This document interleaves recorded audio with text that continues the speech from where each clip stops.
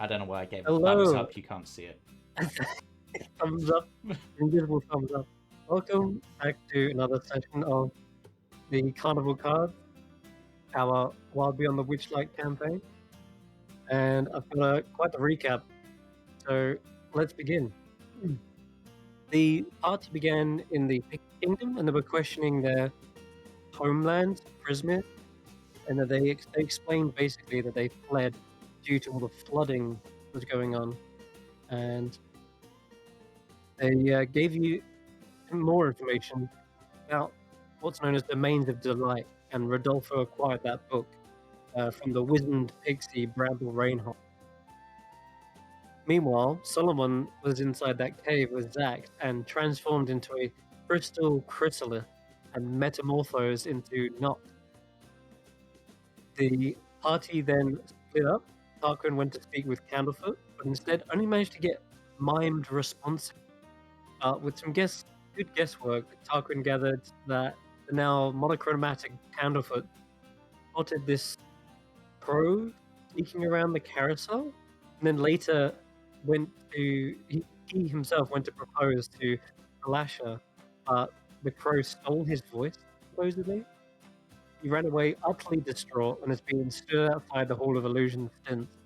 He wants you to catch them, but do so non-violently, due to some reason connected to the Calliope and all of the Carnival, and or everyone. You're still not sure on what he meant, but he said you'd do your best, and you went to meet up with the others. Just notably, the mention of Palasha actually brought colour to his rosy, blushing cheeks as well. And when you met back up with Rodolfo and Tanwen, he was introduced to Treacle-Wise, the Cockney slang rhyming goblin at the bubble pop teapot, and he gave Tarquin a pouch of scatterleaf tea, also speaking in rhyming slang. You floated around in your bubbles. Tarquin spotted a human male, large build, black cloak, and a jester hat, pushing through the crowds and causing chaos by tripping up the Stiltwalker there. He managed to inform early, who then gave a stern, not so subtle talking to, resulting in being shooed away. And you noticeably saw them discard their jester hat in some barrel in lost property, revealing their black hair. Tanwen, you then spotted a fairy ring and got blown towards it. And when the bubble popped, Tanwen got dumped right into the mud. You explored the fetid, stagnant waters, finding there were like holes in the mud and small round tracks with your 12 survival check. But you could only guess that they could be Stiltwalkers. You then examined the red mushrooms. Let's. Yeah, the red mushrooms were spotted with like white speckles, and you recognized them to be some sort of like poisonous mushroom. But oddly, they each had like faces on their stalks, and all the while you managed to not breathe any of these poisonous spores. You then washed yourself off by swimming back to the others, and Xaxx helped clean you up with a flick of a wand.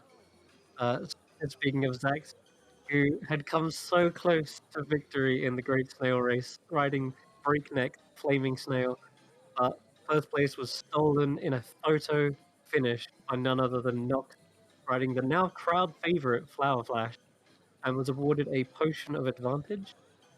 Soon after, Xaxx spotted the shadowy figure with the moon-shaped mask that you first encountered when you came to the carnival. They were standing upon a boat, staring back at you, but trying to catch them proved impossible, as if they had vanished without even disturbing the waters. You both bought some snacks on the way to the mystery mine, and tried your eye at Outstare the Cyclops. And as you rubbed your dried, blurry eyes, you spotted amongst the laughing children one still, emotionless girl with the same pig mask and candy lollipop. So pig. Time seemed to slow, and you rubbed your eyes to make sure what you were seeing was real, and sure enough, it was her, already moving through the crowd towards the mystery mine. Hoping to corner her there, the party remained waiting for the carts to come round, while the other half climbed aboard and got taken for the ride of their lives. Nox saw the tracks behind them disappear and felt like there was no going home. Then you heard the voices of an old stranger in your head, and finally it was even assaulted by Sopig herself. "Got your nose," he giggled, as she bit your face, leaving a rotten tooth sticking out of it. All of this left you with wobbly legs like jelly. Xaxx witnessed crystals shattering into pieces and a loud ringing in their ears, resonating through their body until even he showed signs of cracking. An odd scale and one horn having now small fissures throughout, followed by the fall into the pit of fire and being burnt alive. All of this was an ordeal that will surely haunt your nightmares. And finally, Rodolfo thought briefly that the party had betrayed him, but didn't realize it was all just an illusion. That was until you were crushed and buried alive from teetering boulders. Felt very, very real. And all of this trauma has left your hair and mustache in a shock of white. And where we left off was Tarquin, who just spotted Sopig leaving the ride, and whilst Tanwen was seemingly stunned up in a daze, um, Tarquin instead managed to shake it off. You're now giving chase as she scoots her way through the crowd. Ooh, that was a long one. So, you did a lot last session, it feels. Tarky, chasing Sopig as she pushes her way through. Um, how are you? How are you trying to keep up with her? Are you sprinting after her? Or are you trying to maneuver through the crowd? Um, to be honest, I'm probably maneuvering through the crowds, but also just jumping over them because I can jump a number of feet equal to 5 times my proficiency bonus twice a day. Yes, yes, you can. All I'm right, I'm that's just perfect. pretty nifty, so I'm just. Though to be honest, I probably wouldn't need that. So actually maybe, but mostly I'm just dodging the crowd, and if I need to, I'll jump over. But just Okay, then. weaving my way through. In that case, then the chase is on, and I'd like you to give me an acrobatics check as you attempt to leap the crowds rather than push through them. Yep. Okay, 15. Too bad. So I will say sometimes you do have to avoid the odd stilt walker who is at your height, and as you jump, you realize, oh yeah, you're gonna have to try and avoid those. Yep. So big is looking over her shoulder and realizing this, and she's gonna try and test that by like squeezing her way through the legs of one of these walkers, and I'm gonna give her an acrobatics as well. And effectively, this would play out like a sort of a tug of war. Uh, You get. Oh, where's she at? She's hidden. 10. Can you see that roll? Yeah, she got 10. You can. Okay, good. All right, so she doesn't manage to get any distance from you. Going through the stilt walkers is one thing, but just leap around them and keep pace. Let's see. Okay, so she rounds the corner on these smaller stands, and how are you gonna? Hold on, let me just.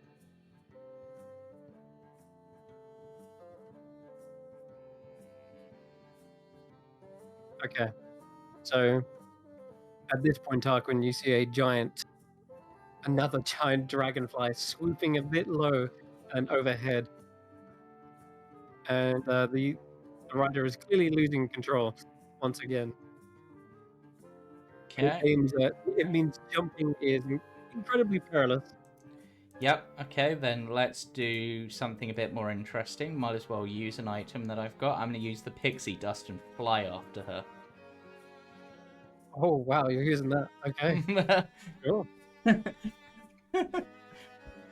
Okay, if you're gonna use an item, Yep. I'm not even gonna ask for a roll because that's quite a use of your resource. You've only got one use of it, so Yep. you're using this now, and hopefully this will circumvent any obstacles this round. So I'm gonna say that Topig, as best she does to keep her distance, perhaps even loses sight of you. not realizing you're already above her, eyes on the prize.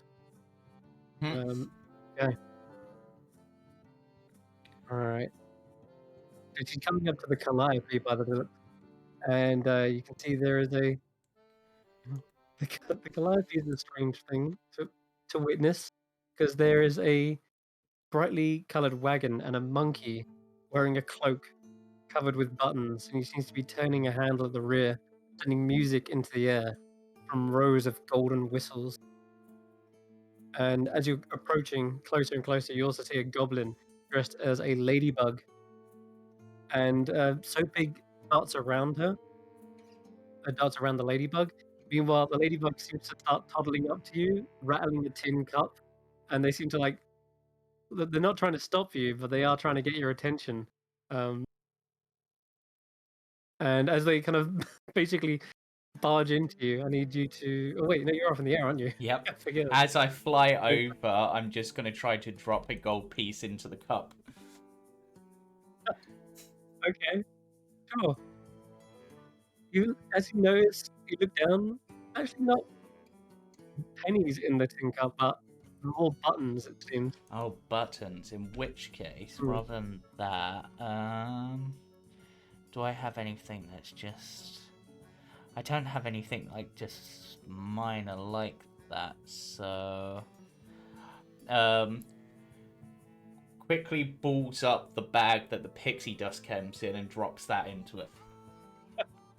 Okay, cool.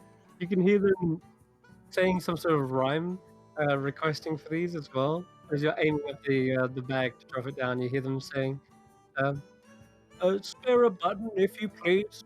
I'll sew it next to all of these. I offer nothing in its place, besides a smile on my face." And just as you're dropping it down, they're like, "What? What?" Well, I didn't even realize where it came from. Yep. As you look back to where So Big is gone, seems like she's trying to hide this time around rather than run. And I'm going to ask you to make a perception check. Yeah, no, Grizz. Um, okay. And let's make a little stealth check. Oh god, I'm gonna be a 20. I'm 18, but it's not enough. You see her. She's crawled under the calliope itself, and she's looking around.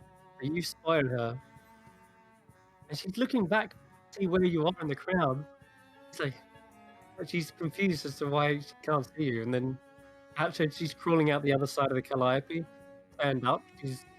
She's looking up, sees you, see her. Your eyes meet, and you can swoop down towards her if you want. Yep. I'm gonna swoop down, activate my giant gloves, and just try to grab a hold of them. Okay, give me an athletics check, Oh, that's not a and I'm great gonna one give for me, her but an I acrobatic. hope my gloves help in some way. Oof. Oh, I rolled a 3, so a total of 5. Yeah, she doesn't see it coming. She's still dusting herself off, kind of semi-prone as she's getting up off her feet, and you swoop in, um, latching onto her with your giant glove, and she's like struggling to get away, and she's like, "Oh, no fair, no fair." Now, excuse me, little pig. Might I see your ticket, please? She like, pretends to squeal. Says, "Ticket? I'm the one who's supposed to check for tickets, Hmm. and it looks like you've got one this time round." Oh, really? So, you steal things from people who don't have tickets? Or take things to pay for their ticket price? She she kind of tilts her head away, so seemingly like you've caught her in the act, and she says, um, "Granny says not to talk to strangers. Well, Let go." my name's Tarquin, and your name is Sopig. We're not strangers now, are we? You roll me a persuasion check. Ah, dice was not with me that time. She says, Um, she says, "Either way, you're not supposed to. Eh, yeah, let go." I'm just. I was not aware that you were working, so I need to. I've not seen you about, and I've been working here for a while, so I think I need to take you to someone to make sure that you're telling the truth. I am telling the truth. It's Hmm. all true. Granny told me to do this, and last time I got something special. Kind of Now, grins. who is Granny? She is unwilling to tell you by the looks. She says, "No, you're a stranger. I'll tell you about Granny." Hmm. What if I was to give you a little present instead? Hmm. Pouts. What kind of present?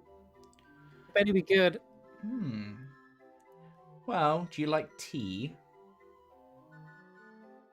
He, he kind of tilts her head. No, I don't drink. Granny might know. Ooh, then maybe I should give you something as a gift for Granny, but in exchange, I'm going to need some information. He seems to get confused by it. Information about what? Like, I just work here, like I said. I know. Well, first of all, I want to know who I have. Let's see.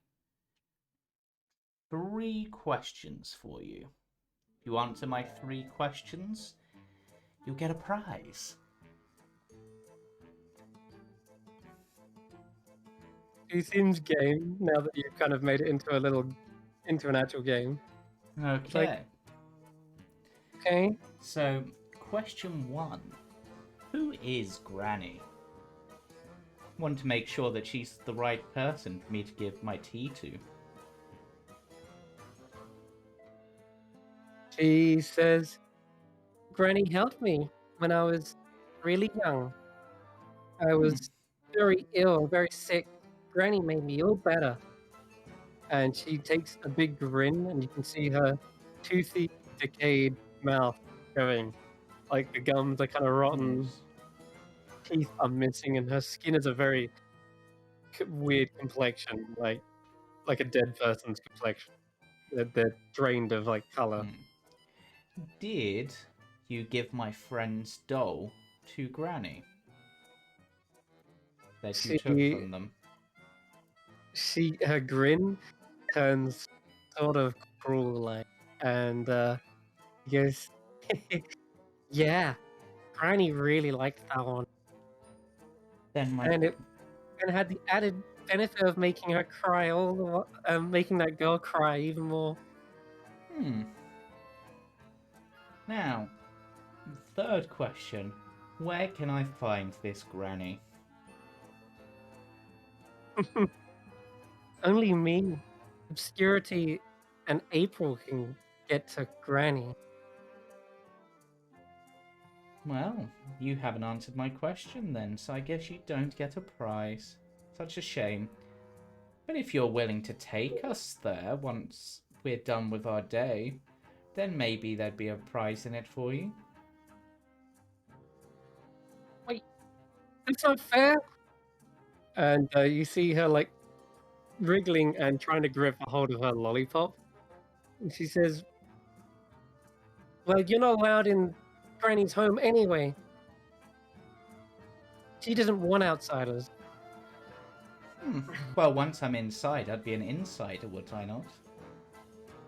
Ah, you're annoying, Hmm. stupid bunny. And Besides, you bit my friend, and violence is not allowed. oh, it's only a small bite, Hmm. and it was funny. Should have seen her face. But violence. Ooh, that's against the rules. I think I'm gonna have to take you to the bugbears. Not as And good as the time I actually took her face, but still. Oh, you're not taking me anywhere. I, And as she looks straight into your eyes, she gives you like a 1,000-mile stare. Mm-hmm. And I'm gonna request a wisdom saving throw. Dean, ooh, that's a success. You feel like he's pulling off the same trick she did just a moment earlier, and it's having no effect.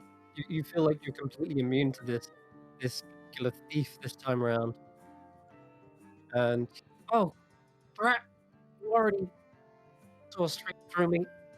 Ah, Hmm. fine. I have to use this. And you see he starts. Oh, yeah, go on. As she says that, Tarquin with her in his grip is just gonna headbutt her. Okay, make me a strength check. Oh, just straight. Would this be I because mean, it's oh yeah, I guess you unarmed? can say that you're using a monk unarmed strike. Yeah, Yeah. yeah. So I'll just do an unarmed strike attack. Oh, yeah, you headbutt her so hard, you see a little crack in her mask, and she kind of winces in pain. And That was for my oh yeah, friend. that's not fair. I'm telling Granny. Ah, Well, and as why she don't you wriggles, take me to Granny and I'll tell her myself. you're not coming with me. And he wriggles and wriggles, and you start to see her form shimmer slightly. There's like this blur continues to spread further and further until her form becomes completely incomprehensible. And you also feel the grip around her. Suddenly, well, you're holding her, so suddenly your gloves slam together and tighten, and you're holding nothing but thin air. And well, I'm gonna quickly roll another stealth check. Well, Versus my uh, perception, I guess, or I'm gonna see if can beat your passive perception first of all. okay. Oh wait, that's a save. Oh well. Okay, what is your passive? 17. Okay, so you you're not like actively looking for her at that moment. You're like more confused as to how the hell she just escaped. But you can actually hear her like still wincing from that headbutt, and maybe even like sobbing a little bit. Granny's gonna Granny's gonna get you for this. And you realize she is actually only perhaps 30 feet away, and she is going to. She's gone back on herself. She's gone this way Tarquin towards will towards kind of. give chase, but does she look kind of like smoky or something? Or like And ethereal? the best way to arrive it is, um, you smell the sort of scent of decayed plant. That's the weird smell you can hear. You can like you got when there was that shimmering blur. Um, I have no idea what it's that almost like you kind of step through a kind of curtain, It's like a watery curtain. almost like a misty step, but not quite, it seems. Right. Oh, I think I might know what this is, actually. But out of character, not in character. So, Yeah, you smell like decayed vegetation when she did that. I'm going to follow after her, but try to stealth after her this time, not actually. Okay. See if she can see Yeah. me. 17. That beats her passive. She does not look like she's interested in turning around, trying to get away. So she's just sprinting through the crowd once again. And this time around, she runs past a troop of like gnomish clowns that are kind of doing a little dance and gets right up to Candlefoot. Candlefoot sort of sees them running past, and before he can stop them, you see Sopig vanish into the Hall of Illusion. And Candlefoot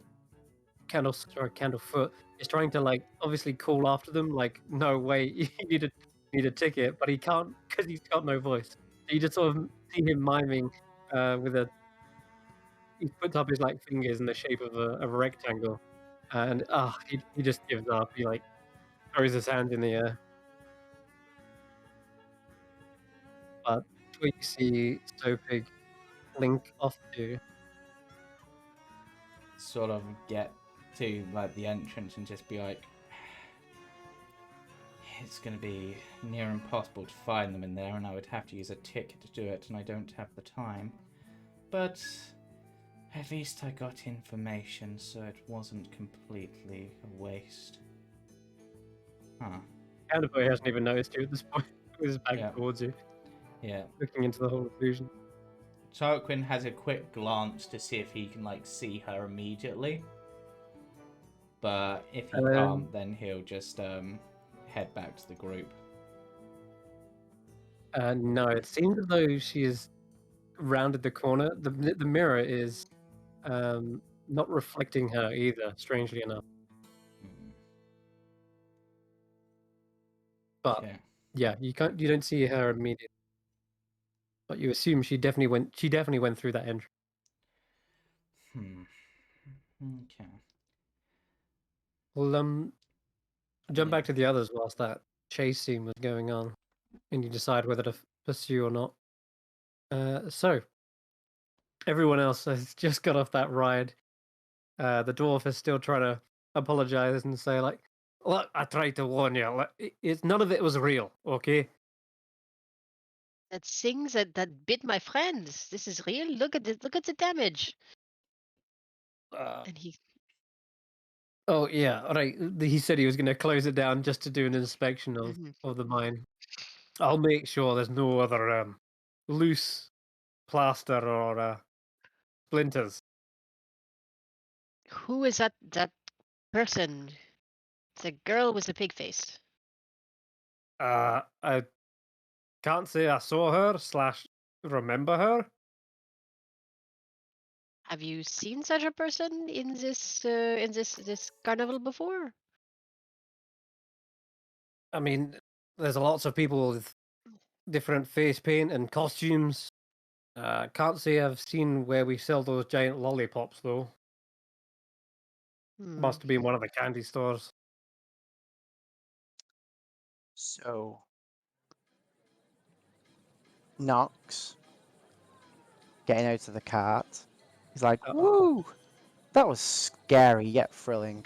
We should do that again." And as she steps out, and her legs are all jiggly, she falls face first into blooms of flowers that surround her and then start to decay. And as the flowers all decay, there lies Solomon. I knew it. Oh man. Yeah. Change your. Just face first on the floor. Old man. What happened? Oh my gosh! Don't worry. This happens a little bit with them. Welcome back, Solomon. How are you doing? Oh, what happened? Did you feel like you just died? I feel That's what it looked I feel like I hit the floor. You did? Are you okay? I don't know. Wait. Can you move? Did you think you broke or my legs?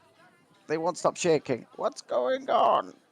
We went on a bit of a scary ride just a moment ago, so that could explain that. I should also explain to the others. This is kind of similar to what happened before when we went from Solomon to Nox. Now we've gone from Nox to Solomon. This may happen again. I'm sorry. Who to what? You don't need to worry about it. Just know that you are amongst friends. Where are the fairies? The fair. Oh yeah, we left the ferries. How long have I been gone? 2 hours maybe. I only blacked out for 2 hours. What? How long do you usually lose your memories like this? Usually for days. Mm, And did no one ever tell you what happens when you fall down?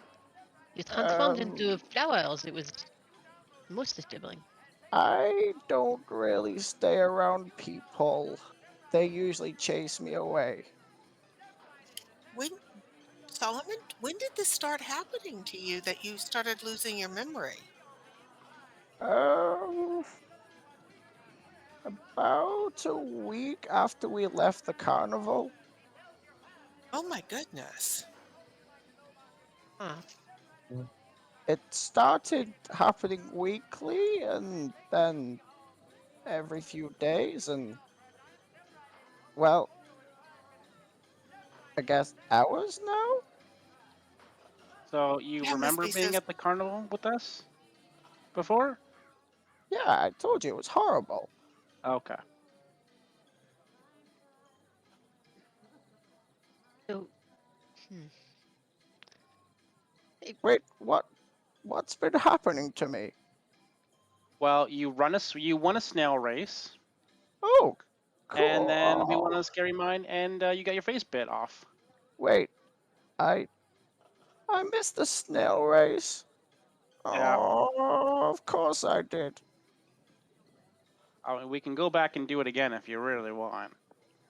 I have a bit of a revenge plot against you this time, though. Against me? What did I do? Oh, you won the race. So now How? you are target number 1. I love Are we Only deciding in to snail racing. But I are thought we we were deciding that friends.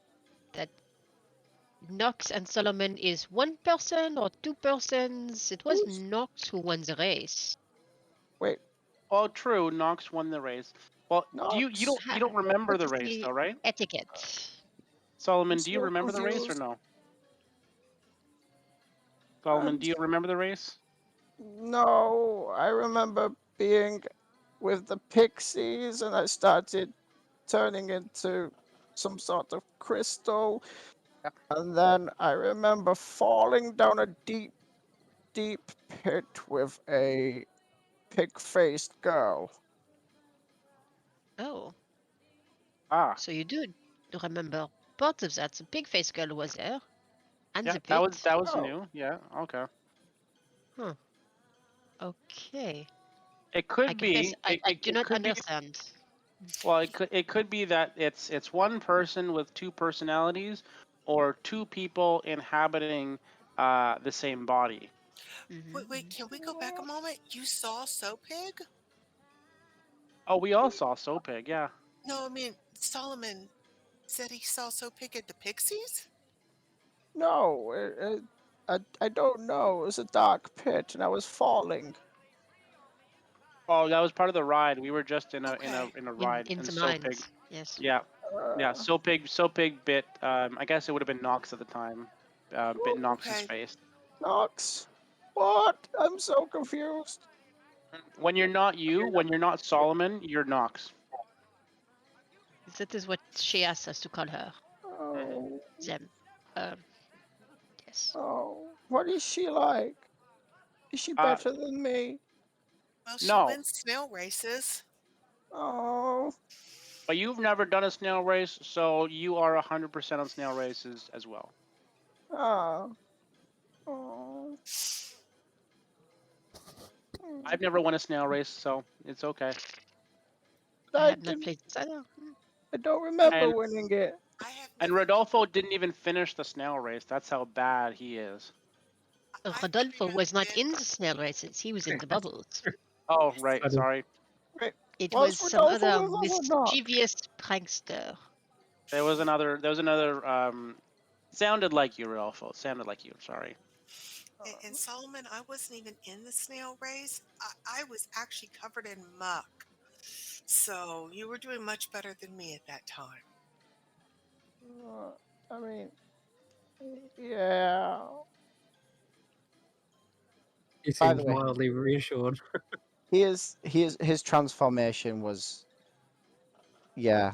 The whole floor you stood on is somewhat icy, like probably for a 30-foot radius.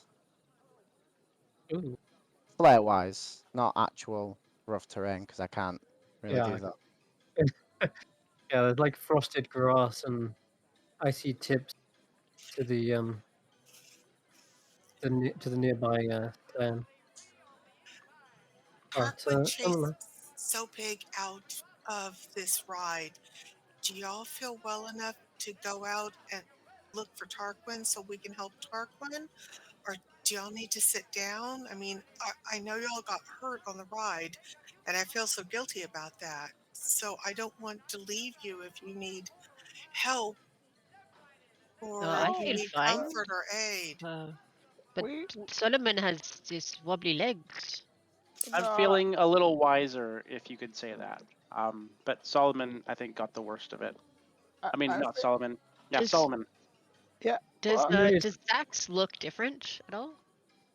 I can't remember if yeah, we you do decided notice those very he does look small different. cracks upon a couple of scales here and there, and there's a small little fissure in one horn. Hmm. And Xaxx, were you hurt at all? I didn't see you. You seem a little different. Not so bad, but No, physically, I'm kind of okay. I think. Um, it was just a strange experience. Well, just let's refocus on other things, and we'll get it. We'll get past this. That's fine. Don't worry can we about it. see any difference in Xaxx? Yeah, as I mentioned, he Oh doesn't yeah, seem to yeah. be like injured, just those kind of cracks on his scales, fissure in a horn. okay. I touch Xaxx like with a finger in where like the cracks and the fissures are, and they just fill in with ice.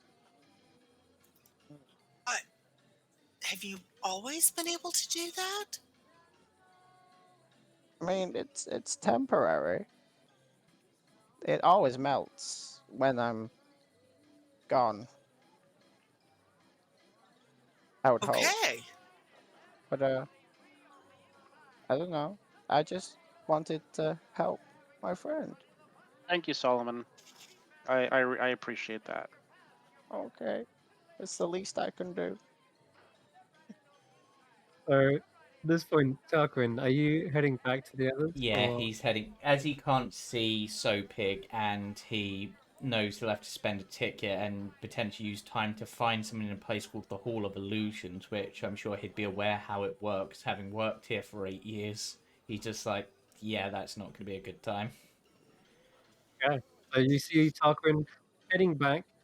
Uh, Oh, are we you standing outside or are we still inside the ride No, on the you're outside the platform? ride Right. now. I'll say that you've come back down to the Okay. walkway.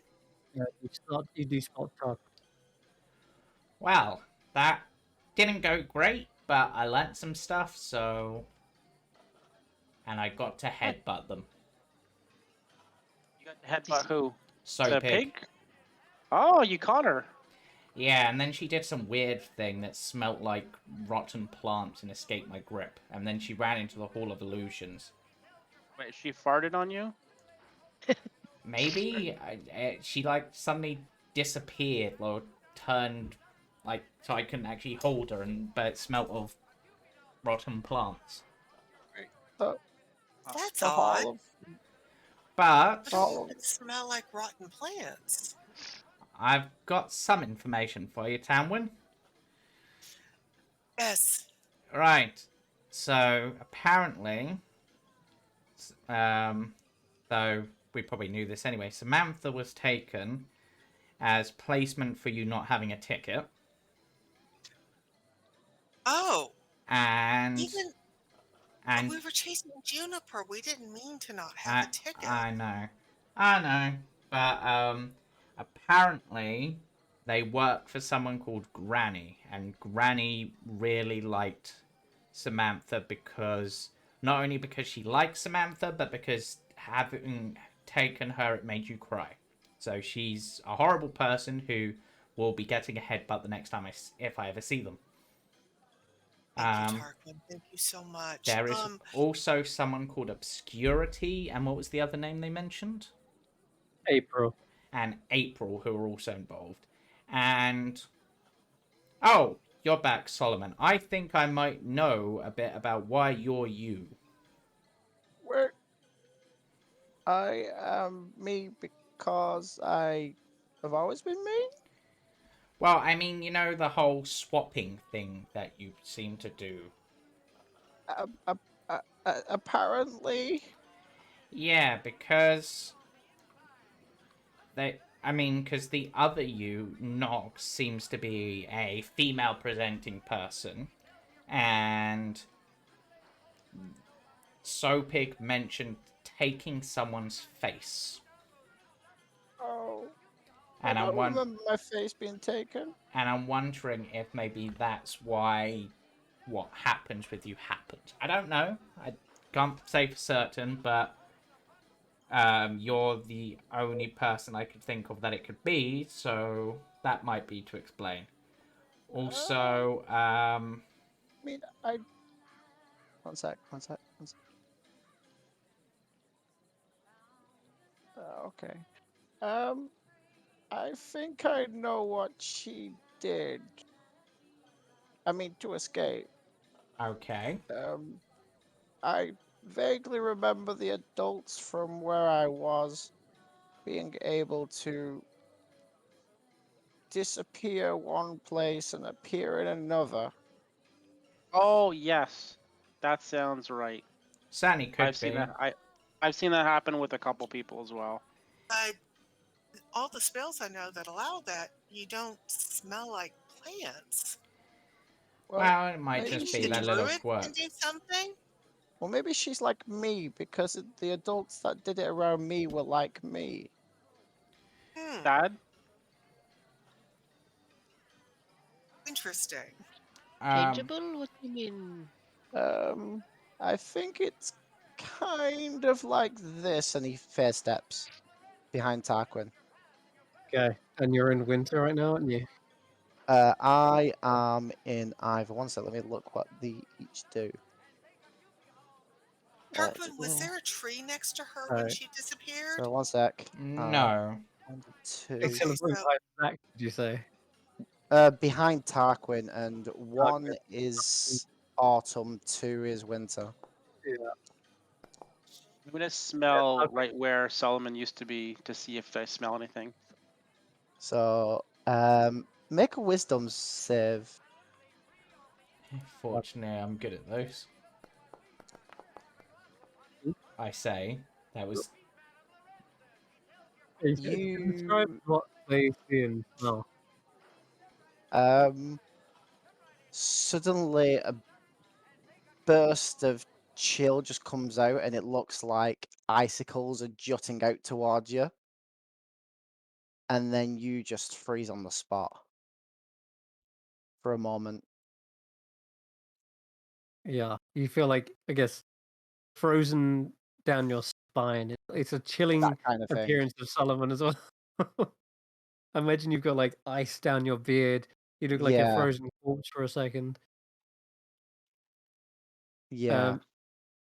What about Pretty where much. Xaxx was, where you was standing? What was left there? I smell anything? Apparently, Apparently, that's what you smell. Funky music. you smell Electronic music. Uh, No, it probably smells like flowers to an extent, but like frozen yeah, ones. frozen flowers. Yeah, I guess on the ground there's like this small patch of frost, and there's a smell of like a winter's breeze in the air. It chills your nose, and it definitely smells like you said, plant-like, and there's a scent of flowers. However, of course, hers smelt like a rotten version of that, like they're just decayed. Well, there's definitely a smell like a cool mint or something. Mm. I mean, it could be the same thing. I think it definitely sounds like it from what you said. Well, maybe it's just yeah, like you said, it's her version of it. It's just her quirk is Yeah, Yeah. less pleasant. Yeah, but I still, I got to headbutt them for you, Solomon, so, okay. because they bit you. So they They also seem to have some weird power where they stare in your eyes and try to do something, but it didn't work for me. so Oh, that's what the other one did too. so they took my face, but I still got my face. I don't know. I don't know. That's just what they said. They said something about taking that poor girl's face, and Oh, assuming they only took one thing off of each of us, then...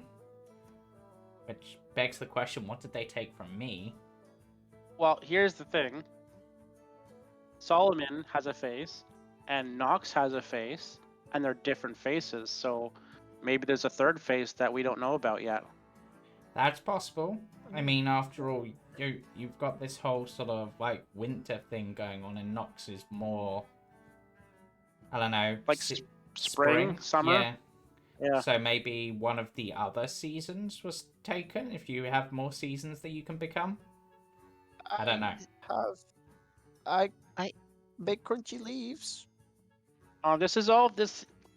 You know, this is like a deja vu thing. It all feels kind of familiar, but I don't know. I can't quite nail it There was down. also a question for me of where does Solomon go when he is not here, and where is Nox right now?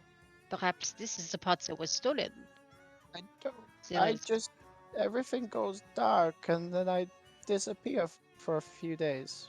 I don't know. So, I suppose the other question is, if this only started happening after the carnival, is it possible that one of you isn't...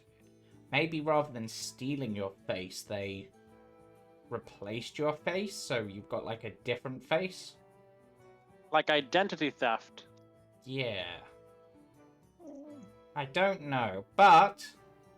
I just know that I don't think I've ever felt truly happy since I left this place. Solomon, do you remember your childhood? Do you remember being a child? Yeah, Okay, did you feel happy as a child? I don't know. I remember smiling.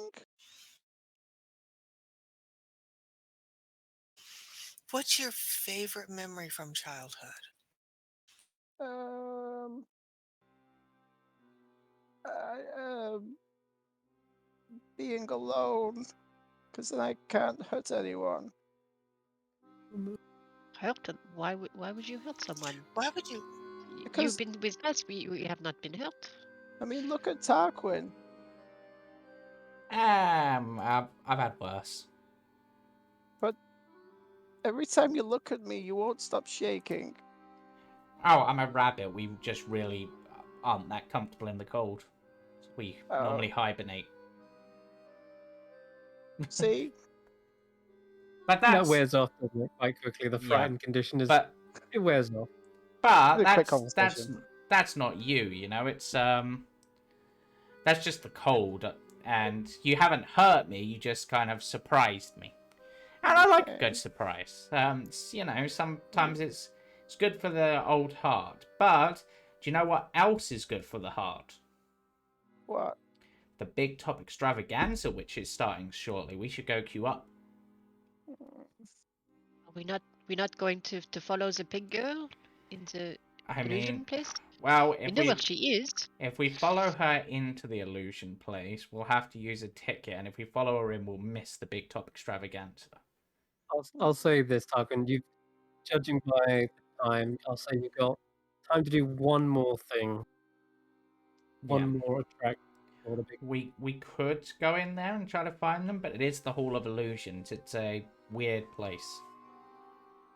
If we... Perhaps we do not need to go inside. We wait outside for her to come out. There is an exit, yes. Yes, but So we some of us stay inside, some of us stay outside. We can follow. well, that's not a Uh, bad idea. Not a bad idea. But the problem is that she can slip through my hands like that. What's to stop her just slipping through a wall? Or Yes. Yeah. Okay. This is a point. And Rodolfo, I think we should find Granny. Let's see if anybody knows who this Granny person is yeah, and where she is. I I want don't to say that a coven of hags was mentioned, or am I misremembering? know, and I'm wondering if one of them is called Granny. And if they are, Yeah. didn't they say that they were in Prismere? Exactly. Did So they taken We over we we Prismere? know their names. None of them were called Granny, but Granny is perhaps more of a nickname. Yes. it might be or- what she calls Granny, because apparently Granny saved her when she was young or something and helped her, but her teeth are still rotten, so that confuses me. So she was Yes. ill. Hmm. Um, Unless can I just roll something to see what I know about hags? Because this sounds like a very typical haggish sort of thing, but I'm not sure if Tarquin would know that necessarily. Okay, yeah. Give me an Arcana check. Yes, not gonna be great, so probably not. Okay. 17. 17. Okay, not terrible. Yeah, so I would say you do know a bit about hags. Their deals, they usually are like the number 3. They often are known for kidnapping children, do I know if spreading Granny cause is normally like an honorific they use? Sorry? Do I know if Granny's like an honorific or something that they use? Yeah. Yes. Yeah. And with the kidnapping children, my initial thought was the whole like really traditional like thing, like where they take a child and replace them with like a doppelganger sort of thing, like a changeling or something. Like the very traditional stories, so or Are you maybe a thinking- deal was made. do you think that's what happened to Solomon? I mean, well, I don't know if it happened to Solomon, but what I'm thinking is maybe it happened to this soap pig, and now they were either taken from their actual family or were perhaps given over as part of one of the like packs. I mean, Fae like packs, and then maybe they've now been raised to be what they are, which would suggest that Granny's not a nice person. Granny is a title that hags use, so it's possible that that's one of their titles. Interesting. That This is really an interesting thought. seems very logical. We know the hags are new here, but hang on a minute. The hags are new here because the pixie says that it was not always like this, but the soap pig was here when you were here last time. Yes, that's one of the weird things. I'm wondering if maybe... Well, one of the weirder things is what she said. It's apparently it's her job to take things from people who didn't have tickets. So almost... I'm wondering if maybe we should, once this is over, if we get a chance, we should talk to Mr. Witch and Mr. Light and see if they know anything. Maybe they've got to deal with the hags to hire people and pay the hags. If so, then they've got to have a way to get in and out of Prismere to pay them. Exactly. And based on where you said you went and had your muddy trip, that would be near the Hall of Illusion, so maybe they've got a back exit from there, or they use their weird power and then they're just going to get to the thing. But they seem to think that only they could go see Granny, them and the other two, so... Yeah, I guess that's something that's gonna need following up on as well. Do we need to capture one of these? Well, I tried, but used my pixie Very dust to do so, Right, but I they're think- very slippery. What if we beg them? Like, Just get on Well- our knees and grovel. Well, one thing that might be worth keeping in mind is they seem fond of games. So if you can come up with some kind of game with some kind of prize, you might be able to get something out of them. But they are very tricksy and not necessarily willing to give everything over. So you'd have to word things right, I guess. Hmm? But the other thing we could potentially follow up on if things are getting stolen and such would be that bird or the man dressed in black. Which would mean Right, potentially we could go over to the carousel and see what Yeah. we can see there. I think we should go see the Big Top Extravaganza. Y'all had a horrible experience just now in the mines. Let everybody rest a moment. Maybe there's somebody selling some kind of snack or drink in the stands. Rest for a minute, and then we can follow up on clues.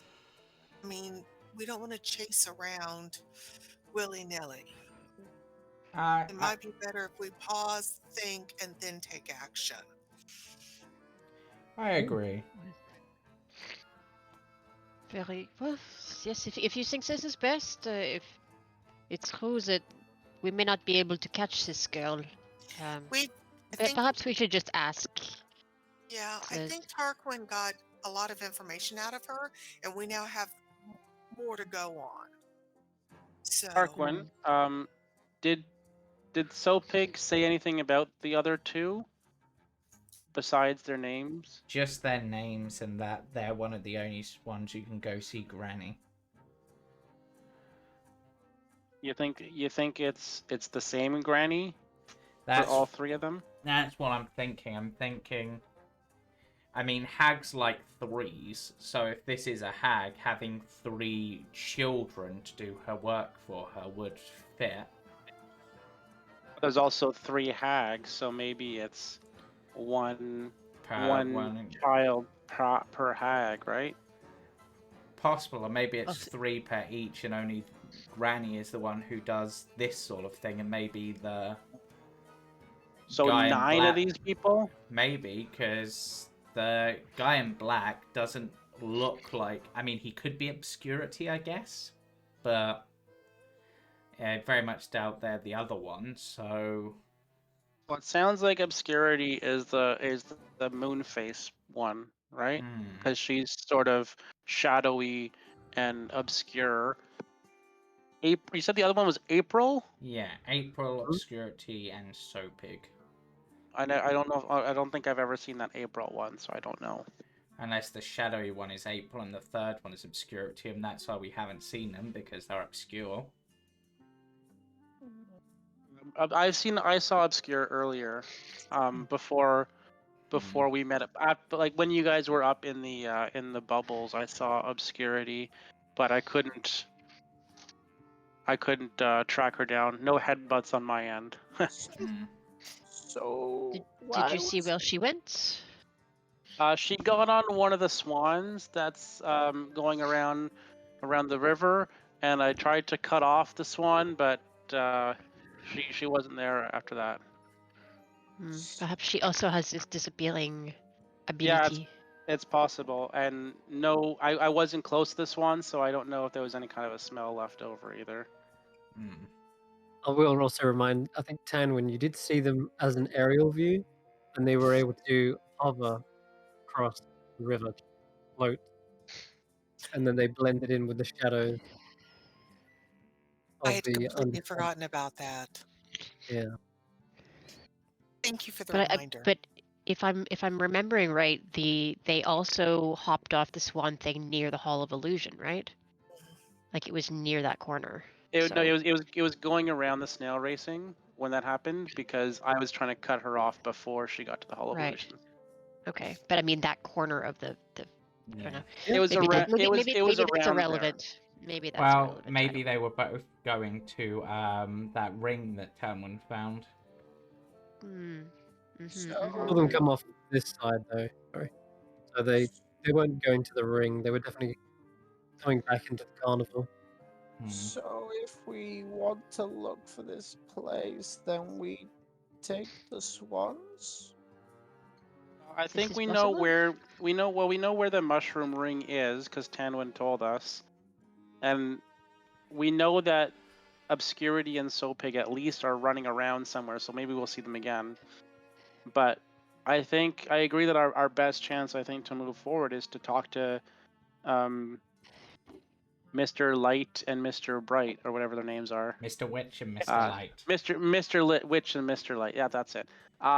So I figure, best place to see them would be at the Extravaganza. They're going to be there, right? That's the big event. I would imagine so, and I agree. it's also where the person in black seemed eager to be first in, so we might see them there. Maybe the bird and the person in black and somebody else is the children for a different hag. That's what I'm wondering. So we got 5 out of 9 Potentially picked out. Yeah, And we've only been here for 3 hours. We're making pretty good time. Yep. Okay, all right. So in that case, I'll assume that you guys begin to make your way around towards the big top. And Tarquin, you take another cursory glance at the crowd outside, judging if there's any various characters. But you don't see the guy in black. Seems like you did a good job of making sure Burley chewed them off. So no sudden. You can hear quite a lot of bustle going on inside. Well, seems they're letting people in, so you can actually queue up and go in it. You are breaking up a little bit for me, Yeah, Chris. a little bit. Yeah, I'm only catching like 2/3 of each word, enough for me to fill in the context, but not sure why. And the music is really loud today. And I'm may have- sorry to Adjust the- complain. You can adjust the volume for the music. Oh, Yeah, I on probably played Discord. around with it a bit. If you Okay. go to chatters, you can change. You can right Yeah, you click can always on them right- and change their user volume. Mhm. oh, I love y'all. Thank you. Yeah, I I do normally that all keep, the time. Yeah. I I normally just keep noticed my around sensitivity 60%. is way too high. Thank you so much. No problem. Okay. Yeah, I always set that to be whatever feels comfortable. Okay. Yeah, I just noticed my sensitivity was like really low. Okay. By low I mean high. Okay. Let me just turn down chat as well a little bit on my end. Okay. So can you hear me now? Is that all good? Yeah, that's better. Yeah, that's better. Much Yeah. better. Okay, cool. All right, so the roof of this tent reaches towards the night sky in 3 swooping peaks, topped with spinning golden stars. Painted wooden panels on the tent seem to whirl with colorful motion, and they display vibrant circus performances. And The sound you're of breaking music up again for me. Yeah. I can't hear, and I can't make out anything right now. Okay, 1 second. We're having some slight technical difficulties. Give us a few moments, Yeah, folks. let me check. Let me see if I've got attenuation on. Because sometimes, Now you're crystal clear. Whatever you're doing. yeah, I know what's going on. It's the music. Getting confused with the voices, Mm. so it drowns me out. All right, here we go. Turn that off. Turn noise suppression off. Yeah, it's noise suppression, I think. So, All right. Turn down the music as well. are we on a technical difficulty page or? Okay, No, we're just... tell me if my voice is cutting up now that the music is back on. No, that's Is it okay now? Sounds better. Yeah. I had to turn off noise suppression. So if you can hear everything now, that's properly. Yes, That reason? could you back up just a minute? I know you were starting to describe the big top. Yeah. Okay. Okay, I'll repeat that. So yes, the tent swoops towards the night sky with spinning golden stars atop them. Its painted wooden panels on the tent walls, whirling with colorful motion, displaying vibrant circus performances. And you can already hear the sound of music and laughter drifting out through the canvas door. So they're letting people in, and you can queue up, and you notice the pumpkin-headed bugbear, Burley, seems to be not one by one checking people and letting them through. So yeah, you all queue up, and you can hear carnival barkers stationed throughout the fair declaring, "The big top extravaganza tonight at midnight. Prepare to be delighted." And after that, they also shout, "And who will be crowned our Witchlight monarch? Join us in the big top just before dawn to find out."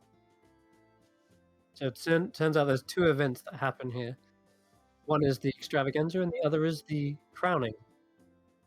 And the extravaganza, Uh, is it midnight? Is it midnight now?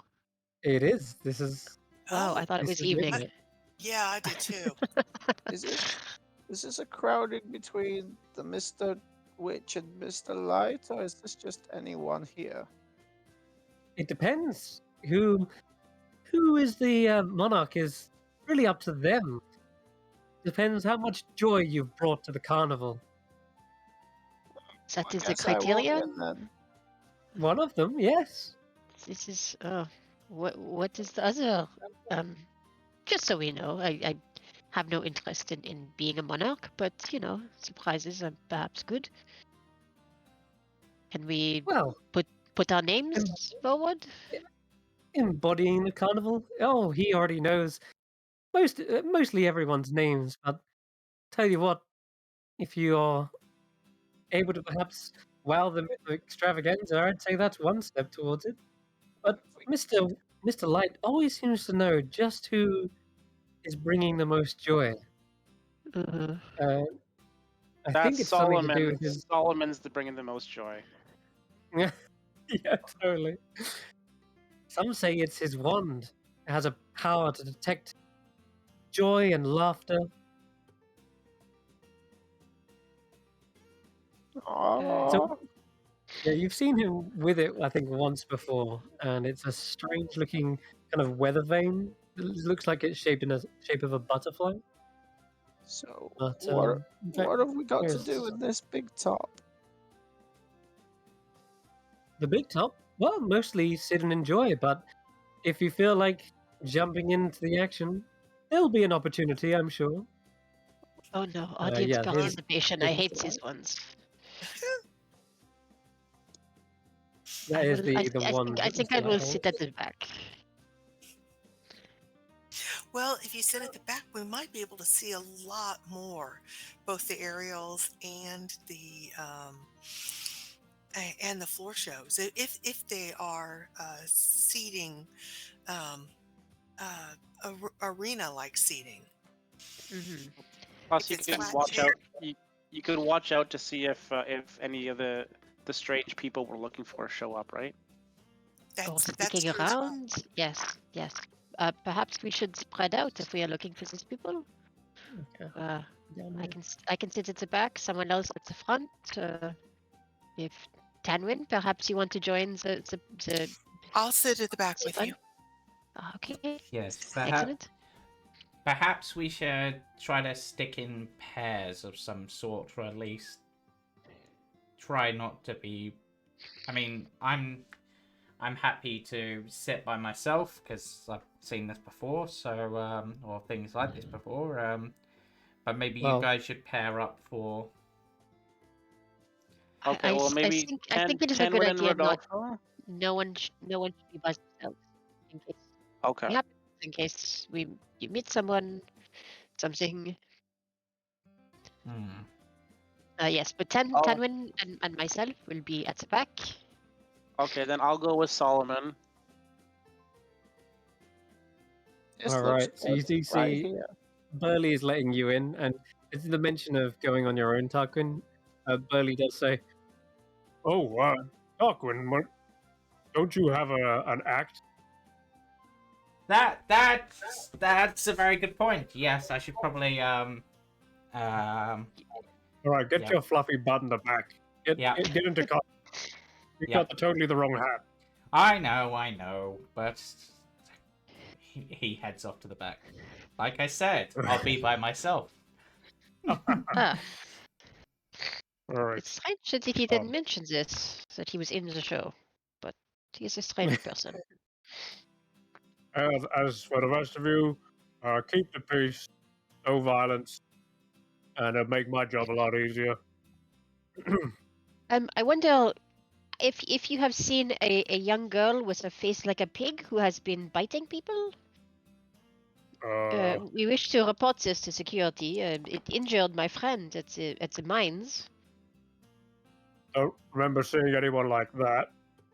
Ah, Keep an eye out. if you It's do, actually yes, quite hard to very see with good this one. thing on my head. Ah, that I'm seems the friend up inconvenient. here. Yeah, They And make I me did wear get it just to... bitten. And he just realizing he pulls the tooth out of his nose. Oh Ugh. god. He's had it in this whole time. It's like, Yeah. this is the tooth of the person who bit me. It's disgusting and it's probably infected. I don't Don't really worry, I want can to... take care of that. Yeah, you could hold on to that. Thanks. Oh, Solomon, you should ice your face. You should ice your face. I do, You like- I guess. You did that to me, and it seemed to help a little bit. So maybe it'll help with you. It ices over, and then there's like some basically dried leaves cover it like a bandage, like his fingers. Hmm. Oh, do you want to take a seat? Have actual Looks to healing. you, Rodolfo. Nor do I need it. Anywhere's fine. I think they got the weasels out at the minute. They're quite fun. I like them. Yeah, you do, you do see there is a pair of weasels pulling along a little chariot right now, and it's to the delight of many squealing children as it does laps around the stage. I cannot They're say just I a am. preliminary act. Well, come, Tanwen. Let us find a seat. Perhaps somewhere where we can see the entrance.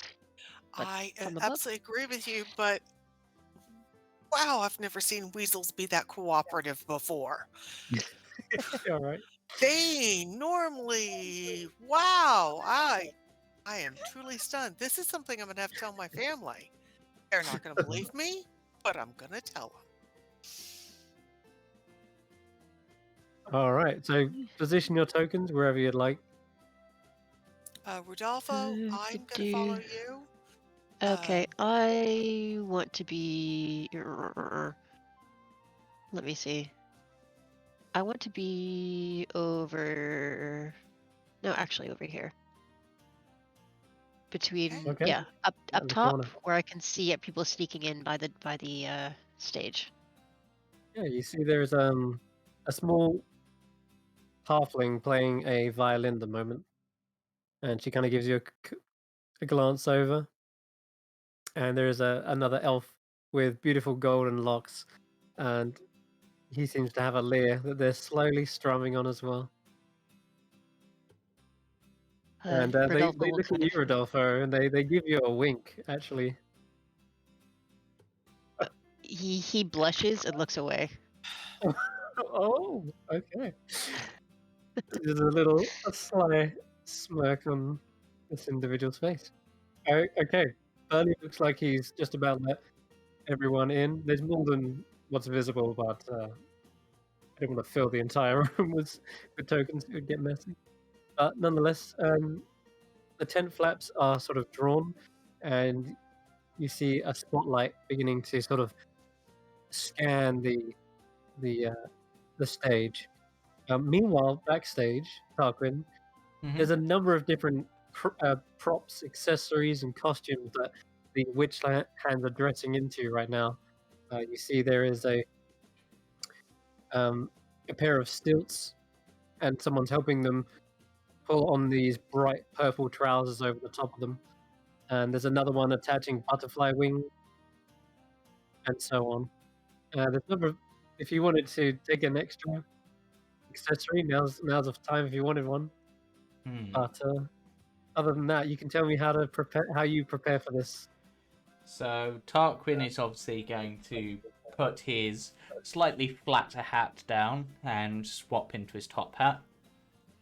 Get out his magic wand, which he probably wouldn't have been carrying around. Make sure that he's got all of his other equipment together, including like probably fake ribbons in certain places and stuff.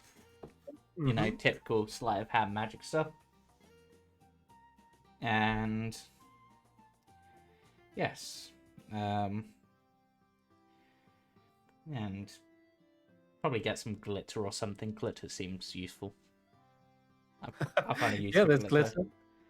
There's also a casket of costume jewelry, and you can also roll a d8 as well if you want to just pick out some random bits.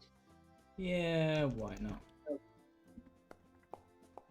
Are you kidding? Or you actually rolled? I'm not even kidding. The retractable dagger. Literally is number 5. That is perfect for you. Yep. So you find a little prop dagger it's completely fake, and as you press it in, the little dagger goes down to the hilt. And you're like, oh, that's perfect. So, I know exactly how I'm going to use this, but it's whether they will be willing to take part. Oh, okay.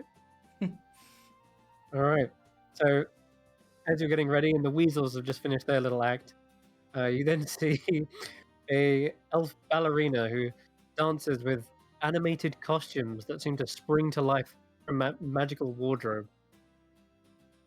And one by one, witchlight hands are coming on, and they seem to jump into the costumes and suddenly just take form. But it seems like the music comes to a little standstill. The spotlight focuses in on the middle, and there's a little bit of a hush over the crowd. And there's a ruffling behind the curtains. The lights have all dimmed. A spotlight illuminates a thin, elven figure, suddenly sitting atop a silver hoop, suspended from the ceiling by silk ropes. And the elf wears a dazzling suit of diamond paned mirrors and a pair of butterfly wings. The silver hoop is lowered to the ground, and an elf steps onto the stage. And then the music picks up once again. Welcome, welcome all to the Witchlight Fae Carnival, a festival of delight for all the ages, where we take you to the realm of the Fae.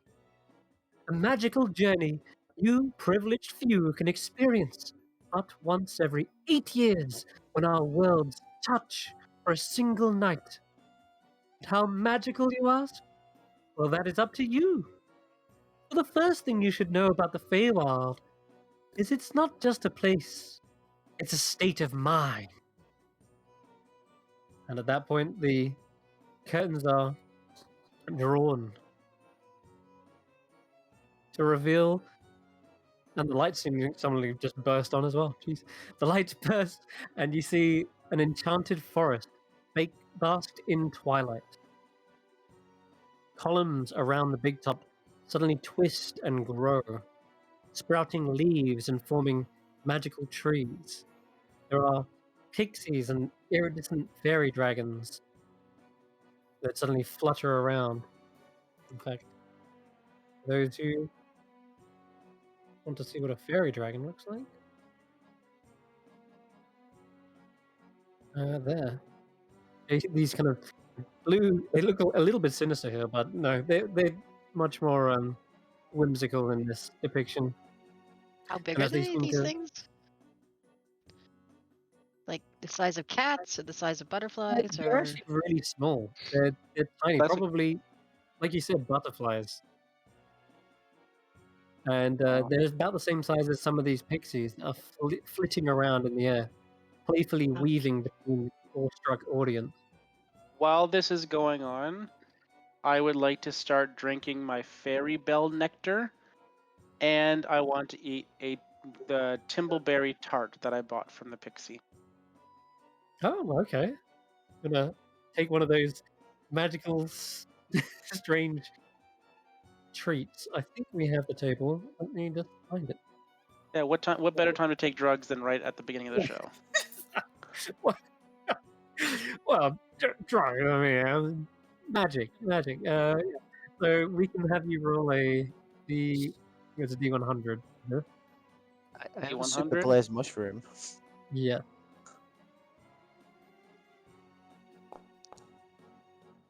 And I'm still looking for the That The number looks table. familiar. I don't know why.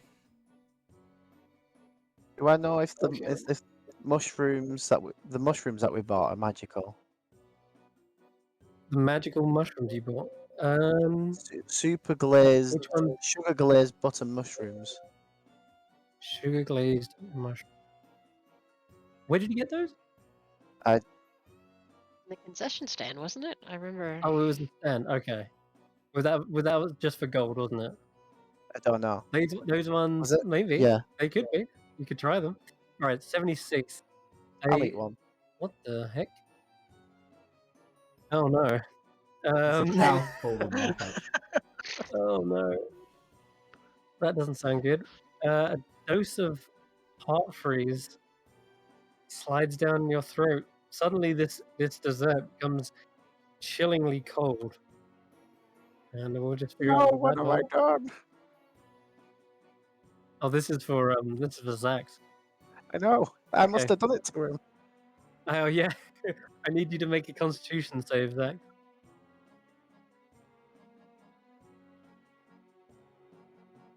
Oh my god, this is the worst. 14. Oh no, just a fail. Okay, this was a bad treat. It seems something went wrong with this one because as you're eating it, it's called heart freeze for a reason. You feel like your heart suddenly stops beating, and you freeze up. You can't even blink. You're completely paralyzed, and as you're just trying to move, there definitely is some psychedelic effects as well happening. Maybe it's part of the show and the fairies that are flittering around you. One of them like lands on your nose, and you feel this tickling sensation, but you can't move to scratch it. Just irritating. Shake him. Can I still see what's going on and like process what's happening? Yeah, fully. You're Okay, just okay. completely frozen. It feels. I Okay. shake him. I'm like, no, Xaxx, friend, come back to me. And I'm just like shaking him. You can shake him, and in a minute you can make another saving throw to see if you can overcome the effect. But for now, he What? literally looks like he's completely locked up. And you're cold as well right now, Solomon, so you probably don't feel any No. difference in temperature. But Xaxx is just as cold as you are right now. While these things are flying around and everyone's kind of distracted, Rodolfo wants to look at the employees of the circus and see what they're doing. Like he's looking at behind the curtain and, trying not Okay. to be distracted and look around. Yeah. Yeah, in that case, give me a perception check. Perception. Not... Oh, that's not bad. Okay. Okay, you definitely see Mr. Light from where you're sat, and behind him as well. You also see Mr. Witch, and they seem to be having a conversation right now that looks a bit like there's a concerned expression on Mr. Light's face, whilst Mr. Witch seems to be trying to perhaps calm him down, placing a hand on his shoulder and comforting him. But there's something not right, even though this is clearly maybe he's concerned about the show, but without any form of lip reading, you can't tell what they're saying from here. But there's clearly a hushed conversation, and every time like a witch hand goes past, they up the steps. You suddenly see them kind of like stop talking and looking over their shoulder, Okay. and then once the witch hand's gone past, they kind of resume talking, and you see Mr. Light like nodding his head as if he's been reassured of something. Okay. Okay. Okay. Yep. Good. Good. All right. So finally, Mr. Light has plucked up the courage, and you see his expression suddenly change into a wide, brimming smile, and he's totally in character. And he says, "You see, the Feywild is influenced and shaped by the emotions of those who inhabit it." And the stage curtains seem to ruffle again, and up next you see is as he's whooshing the wand around into the air, suddenly see wires connecting from some of the pillars to the very tops of the tent. And let's grab this one. There we go.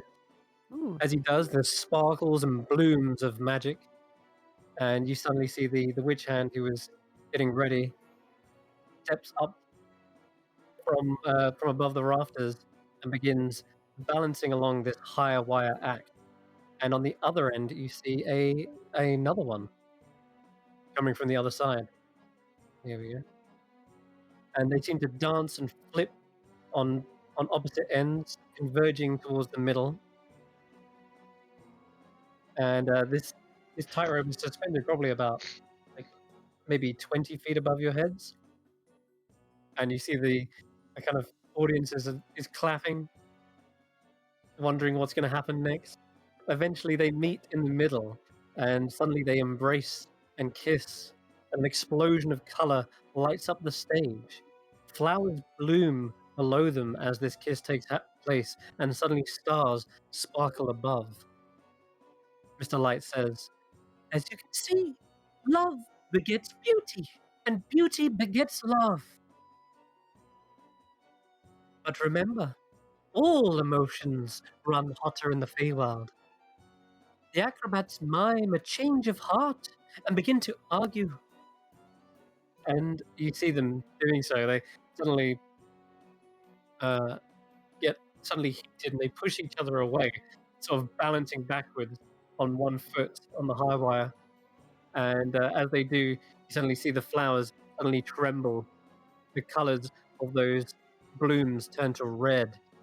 And as tempers rise, one of them suddenly cartwheels forward and slaps the other across the face, sending their partner straight off the wire. And the acrobat is literally plummeting towards the floor below. Does anyone want to do anything?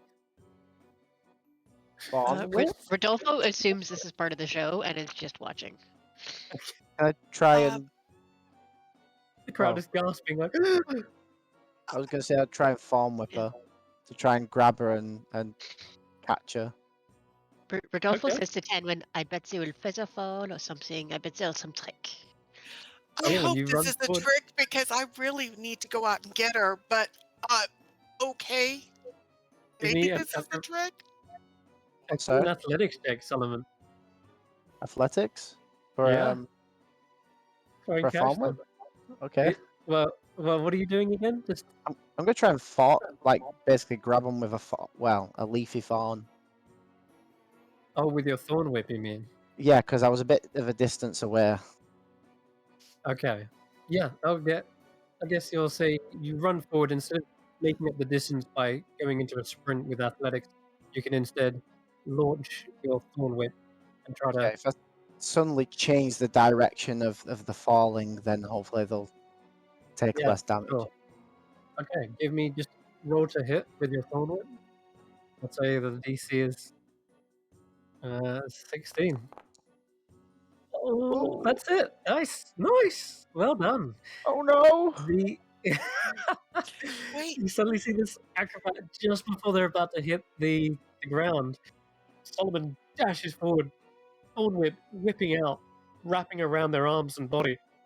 And instead of pulling them, instead of hitting the hard floor, you pull them towards you, and they sort of like collapse on top of you. And Probably tumble in a over big with my heap. wobbly knees. Rodolfo, do you think we need to go check on Solomon? Oh my gosh, did you see that? I wonder if this is a manipulation to get the audience to do something. You know, I'm Well, sure it's Solomon all did all something.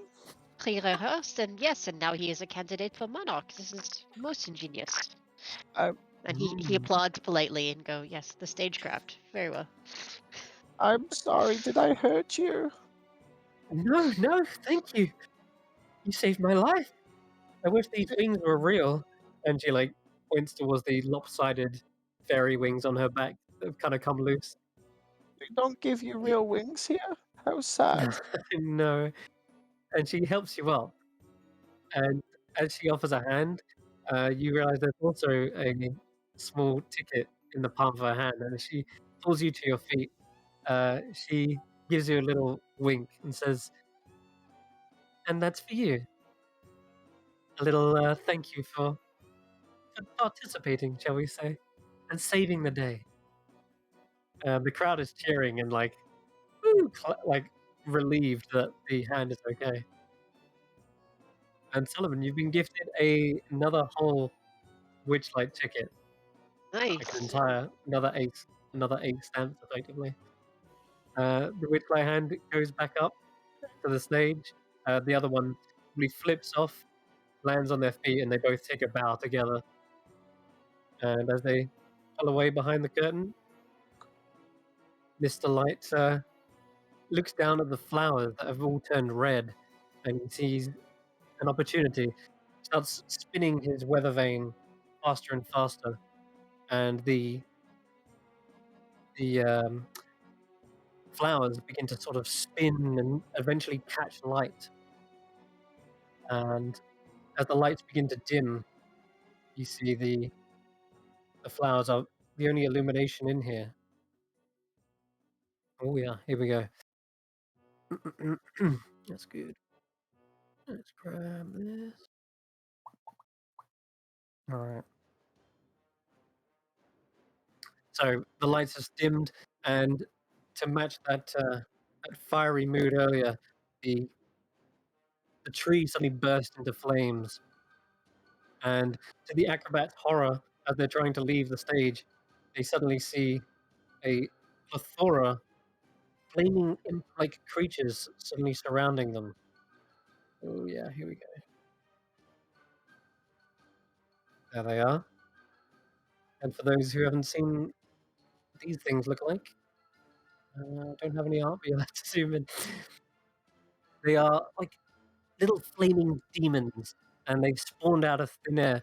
They're nasty little imps seem to tease and scare the audience, blowing purple flames into the air. And Alright, Mr. Light looks Rodolfo, visibly shocked. this cannot Happening? possibly be part of the act. Do you Oh, really if you, think this is still part of the act? Assuming, we are literally in a circus. What else could it be? assuming And these are what I think they Rodolfo are, is then that's looking what at they the look like, I think, Chris, right? That's on. Yes, indeed, they are little flame methods, magma methods, in fact. Some of them are Oh, I'm sorry, spinning towards you. they're little flame what? Method. Methods. They're like elemental imps, basically. Hmm. Can I see if they have bodies or are they just made of flames? No, they have bodies, definitely. They're like long, gangly arms and legs, and a nose that kind of extends like a big pointer. And how small are they? They are tiny creatures. They're as big Butterfly as or cat? they're as big as little imps. Just imagine a small pixie, but instead of a pixie, it's made of magma and spitting purple flames. Okay. is the bouncer looking upset at us at all by this? Oh, yeah, for sure. The bouncer is freaking out, looking around. He hasn't got anything to reach them, and you even see the weasels running away, leaving Okay, the chariot behind in a clatter. Am and I still are the petrified? trees actually burning, or are they fake burning? You can feel the heat coming from them. But like, are As they being destroyed, or is it an illusion? I guess is what I'm asking. you can roll an investigation check, and Xaxx, roll me a con save. You've actually got 2 con saves to make because you've got Mm, I'd like through to, 2 please. lacks. I'd like to be able to tell if these are real as well. Oh no, that one's a fail, I'm afraid, Xaxx. You can roll again.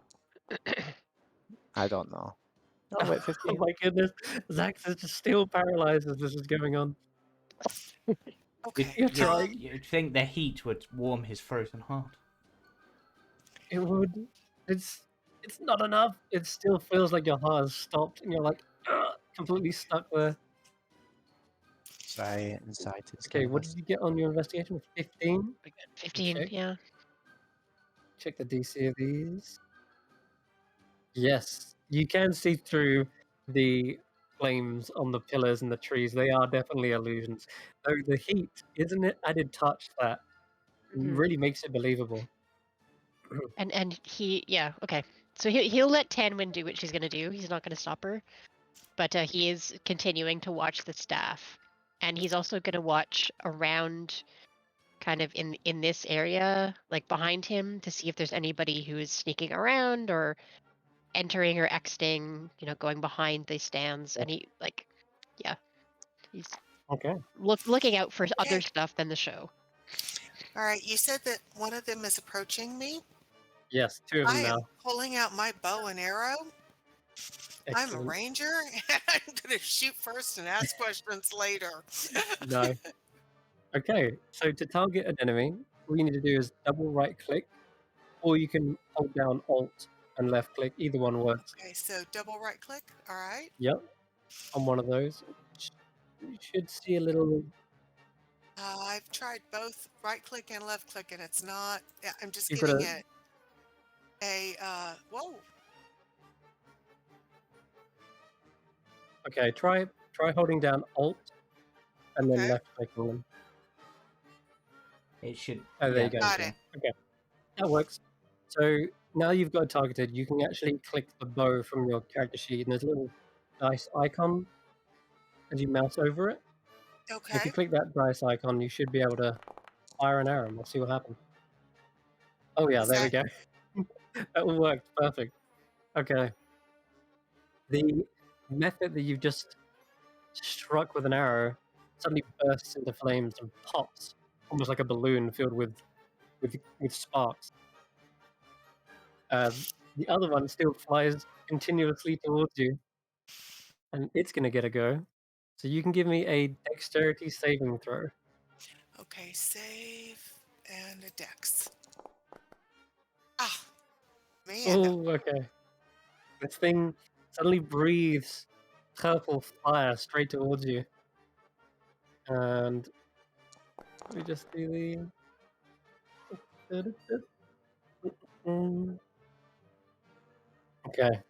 So you take 5 points of fire damage as this thing quite visibly scorches you in the audience. There's screams, and suddenly people look like they're about to flee.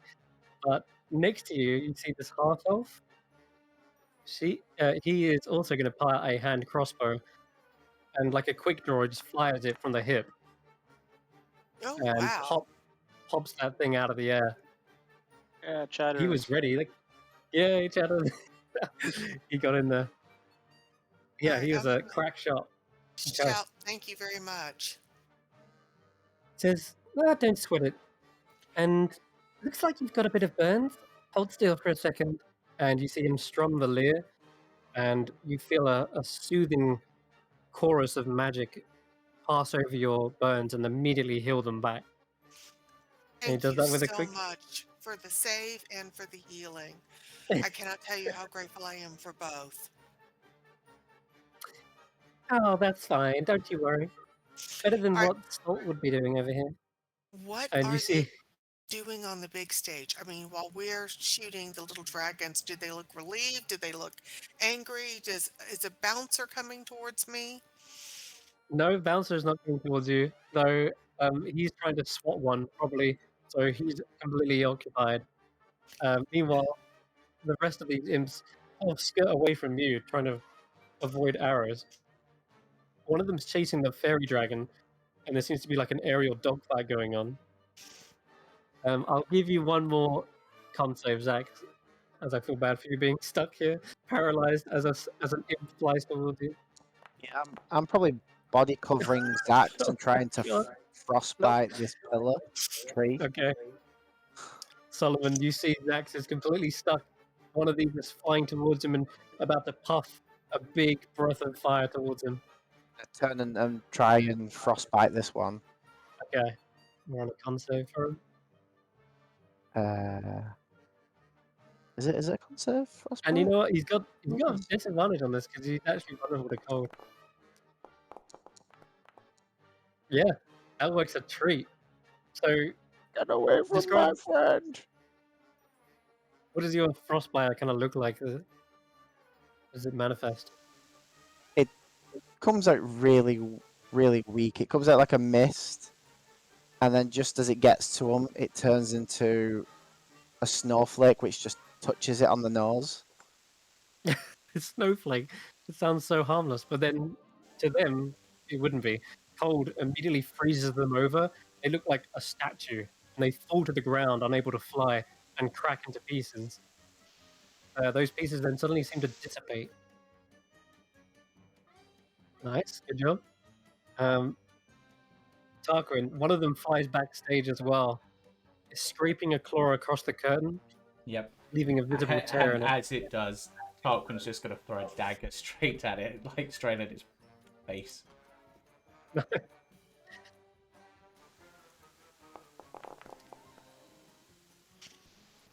Well, that's actually a hit.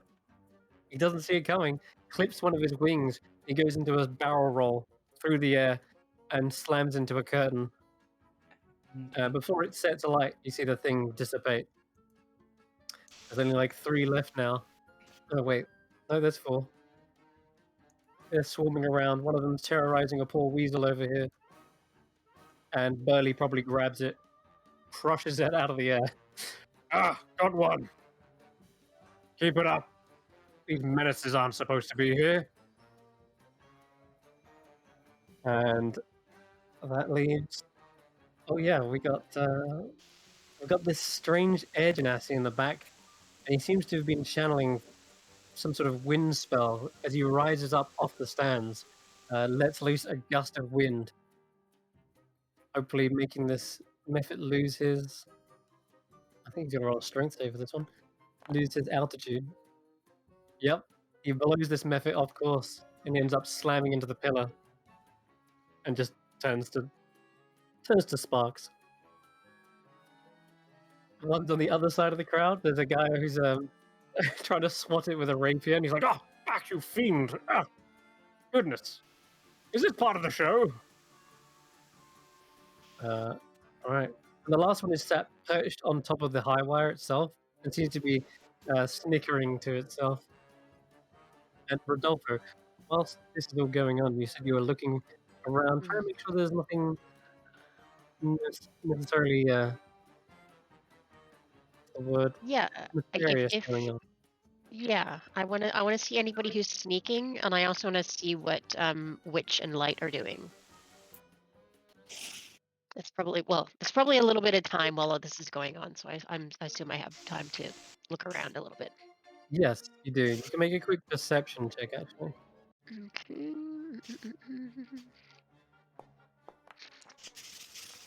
Not good. Not good.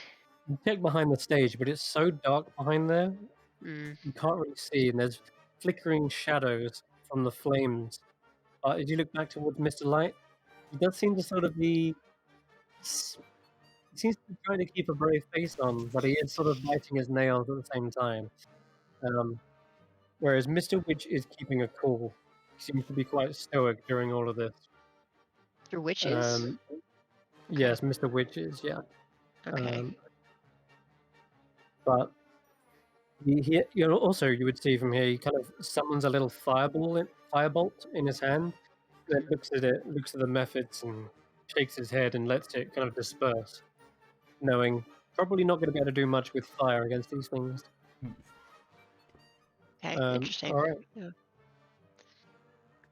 Okay. We'll go back to Tanwen. There's 2 of these little things left.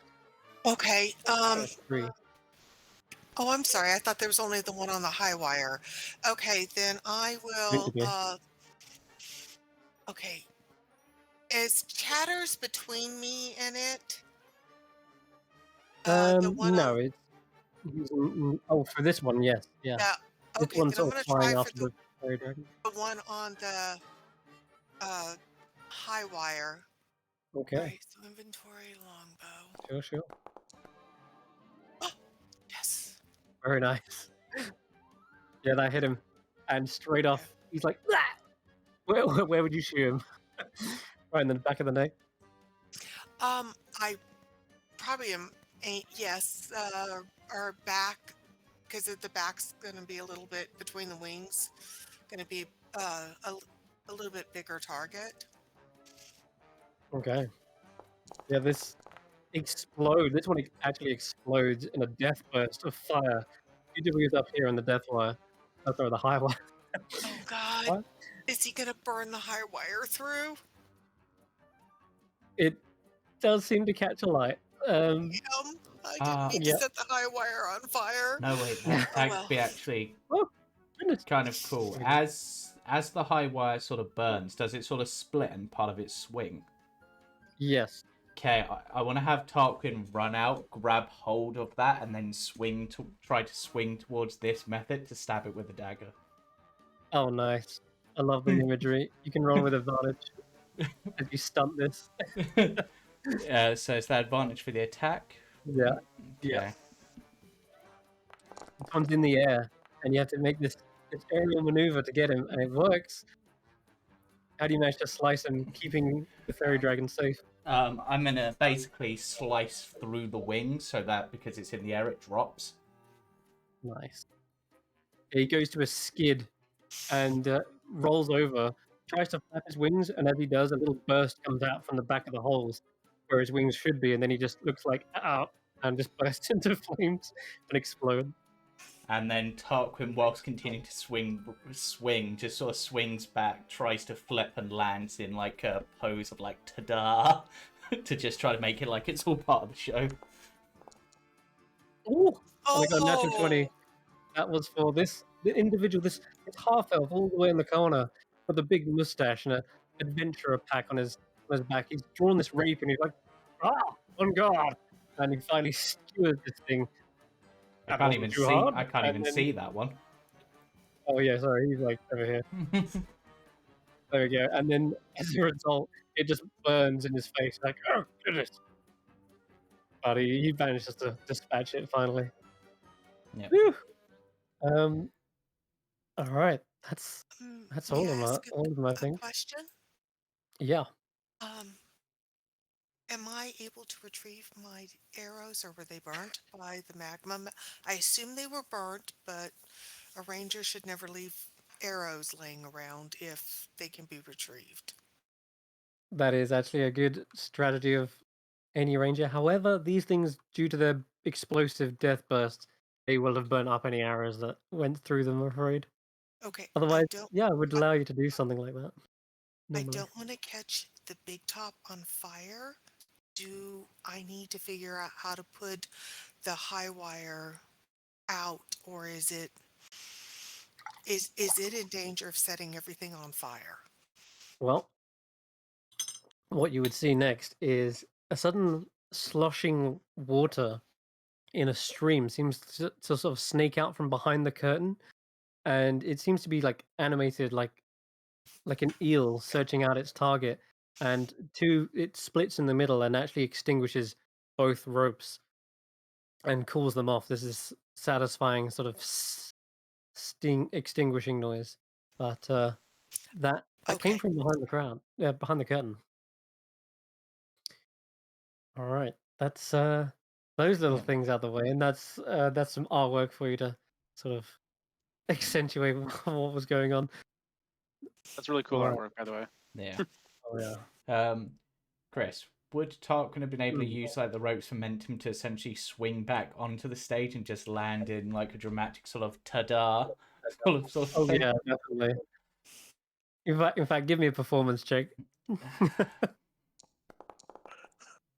Nice, yeah, you get a few claps.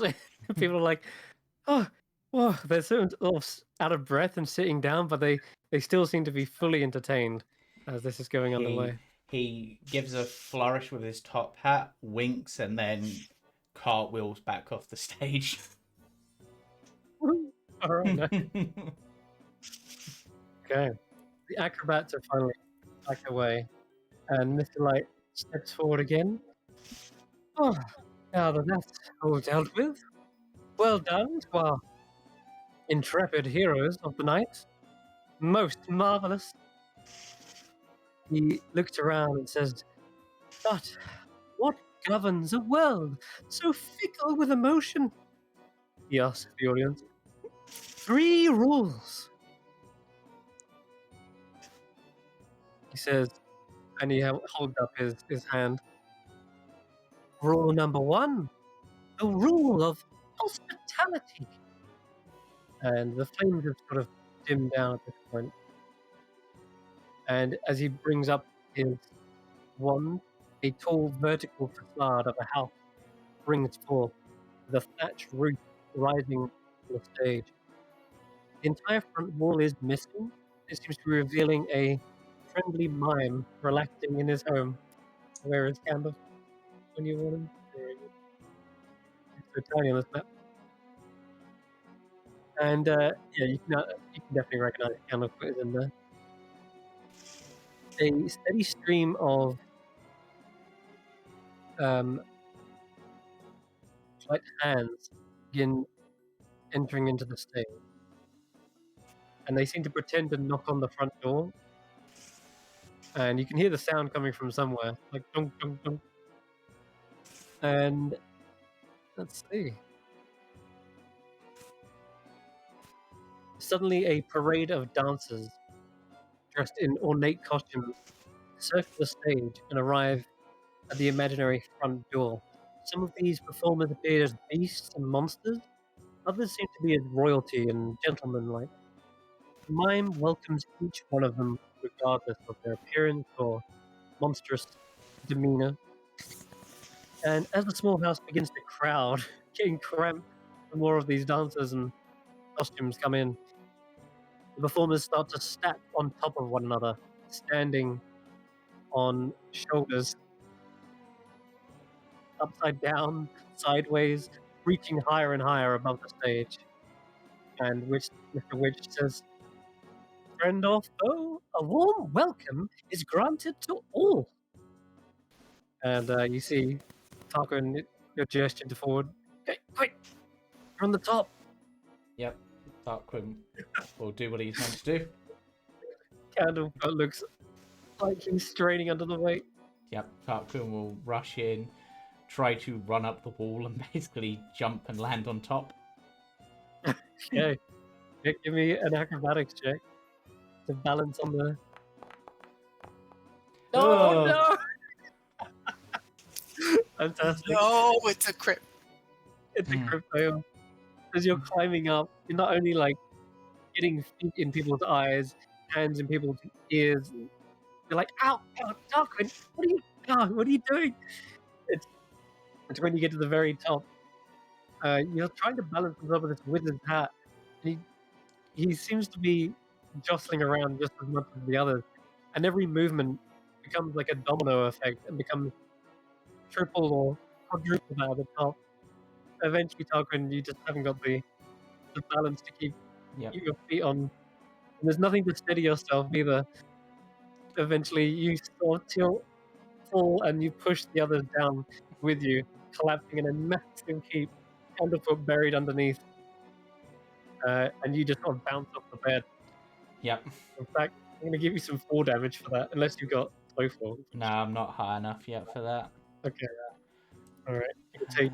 Wait, just a second. Oh my god. That was painful. That doesn't put you out, does it? Oh my god. Yes, that does. Wow. Oh no, I mean, it was a crit fail. Pretty bad.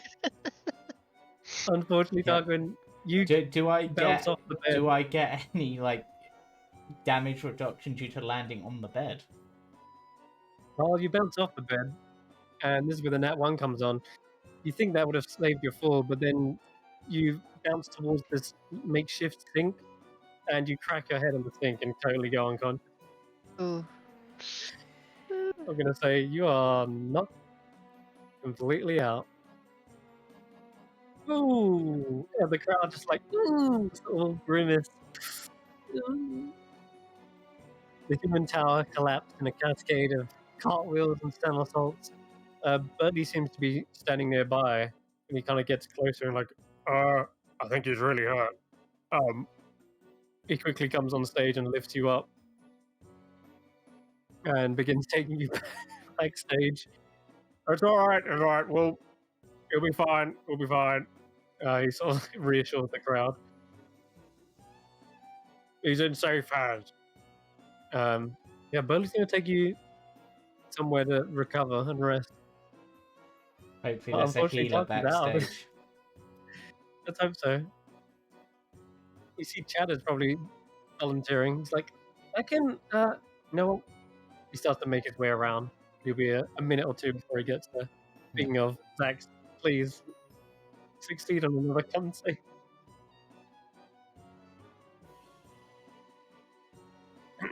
Let's see if you finally get out of this paralyzed.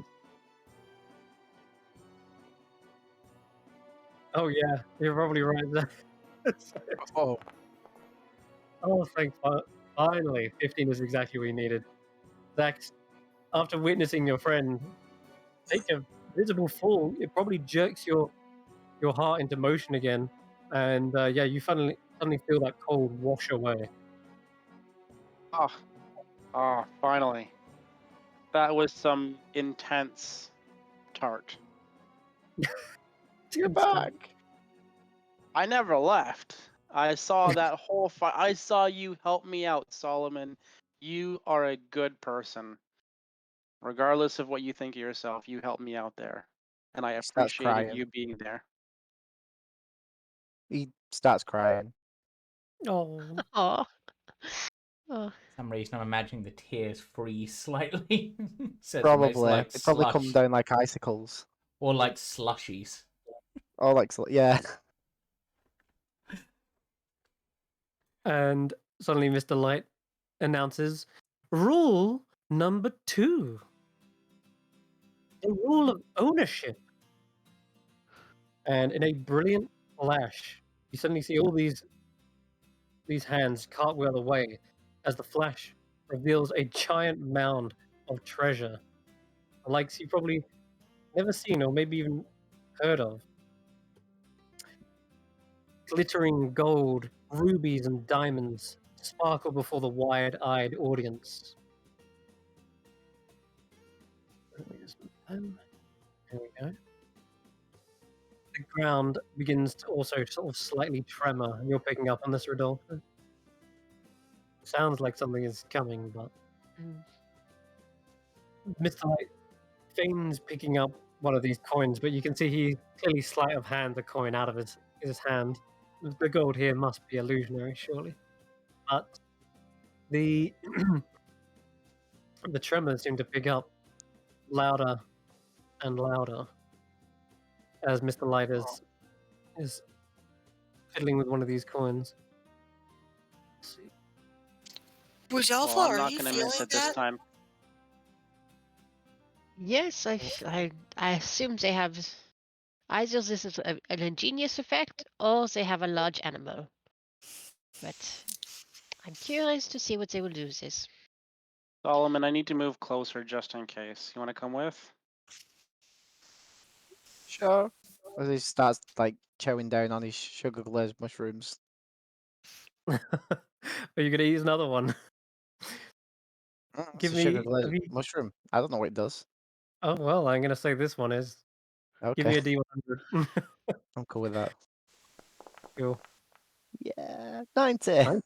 90. That's pretty high. Okay. Let's get the table out. All right, 90 is. Oh.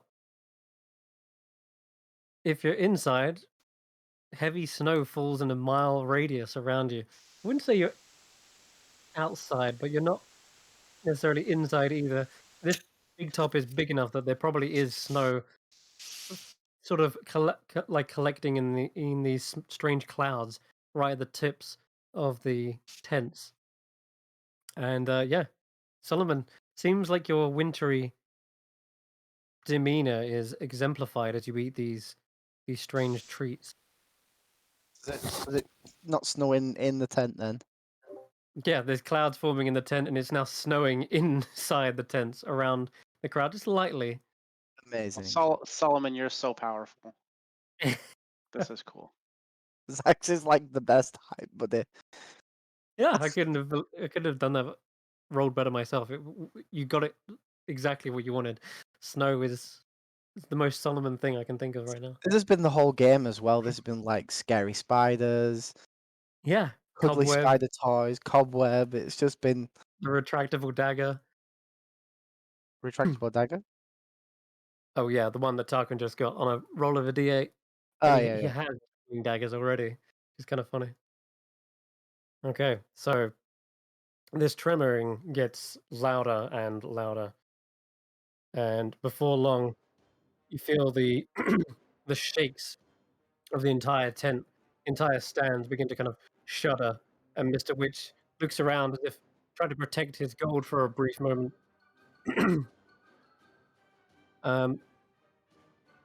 What's that? Okay.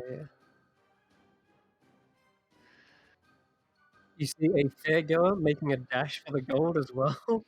We grab these two here.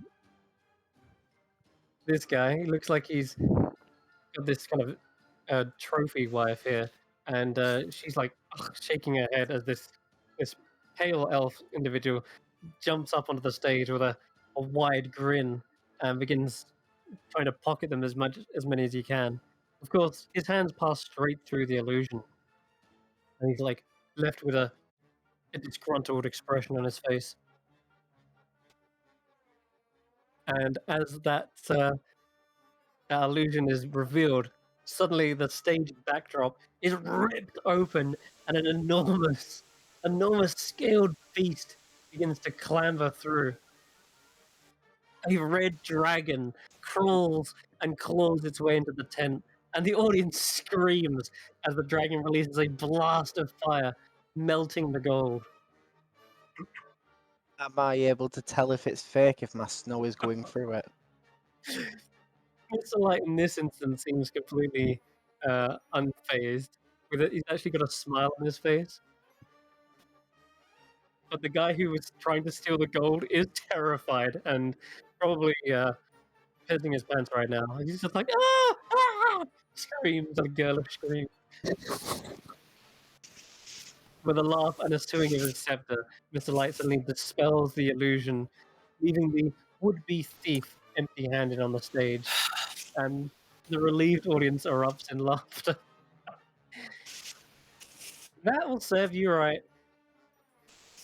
And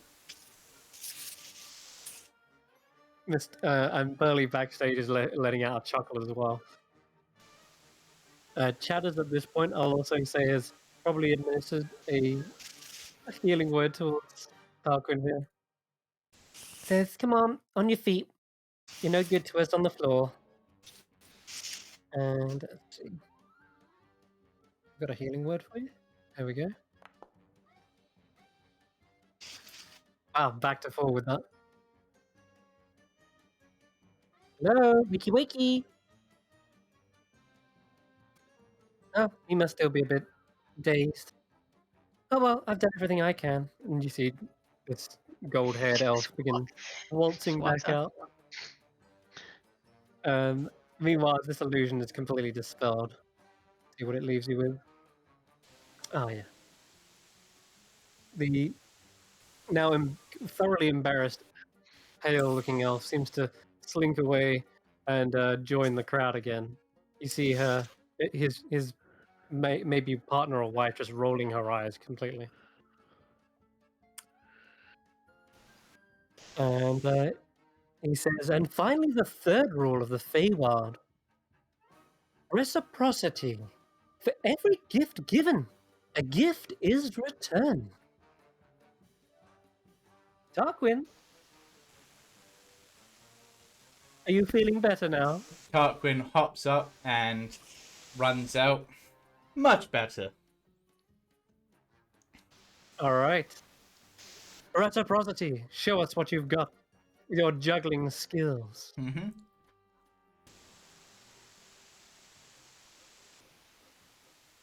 All right. So you see, Mr. Light probably he throws you a few just assortment of items to you just to start juggling. It's going to start off simple with a little. He throws you a stuffed unicorn, like a little toy unicorn, and then after that he throws you a glass orb. It seems to be emitting a dim light. And it gets progressively tricky. And at this point, I'll let you roll your performance check as a fine bottle of wine is suddenly tossed in your direction. Dice don't And you're like, fail oh, okay, game on. Yeah, no problem. The weight is a little bit tricky to manage with the soft, light stuffed animal and the heavy bottle of wine, but you manage to keep on juggling. me. And Mr. Light turns to the crowd at this point and says, come, what else have we got? Anyone else got an interesting item for our fantastic herring on to juggle here? Oh, I do. I put up my hand. All right. Toss it.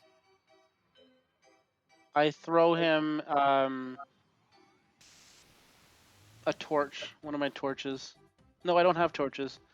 What do I have? What do Solomon I probably have? does.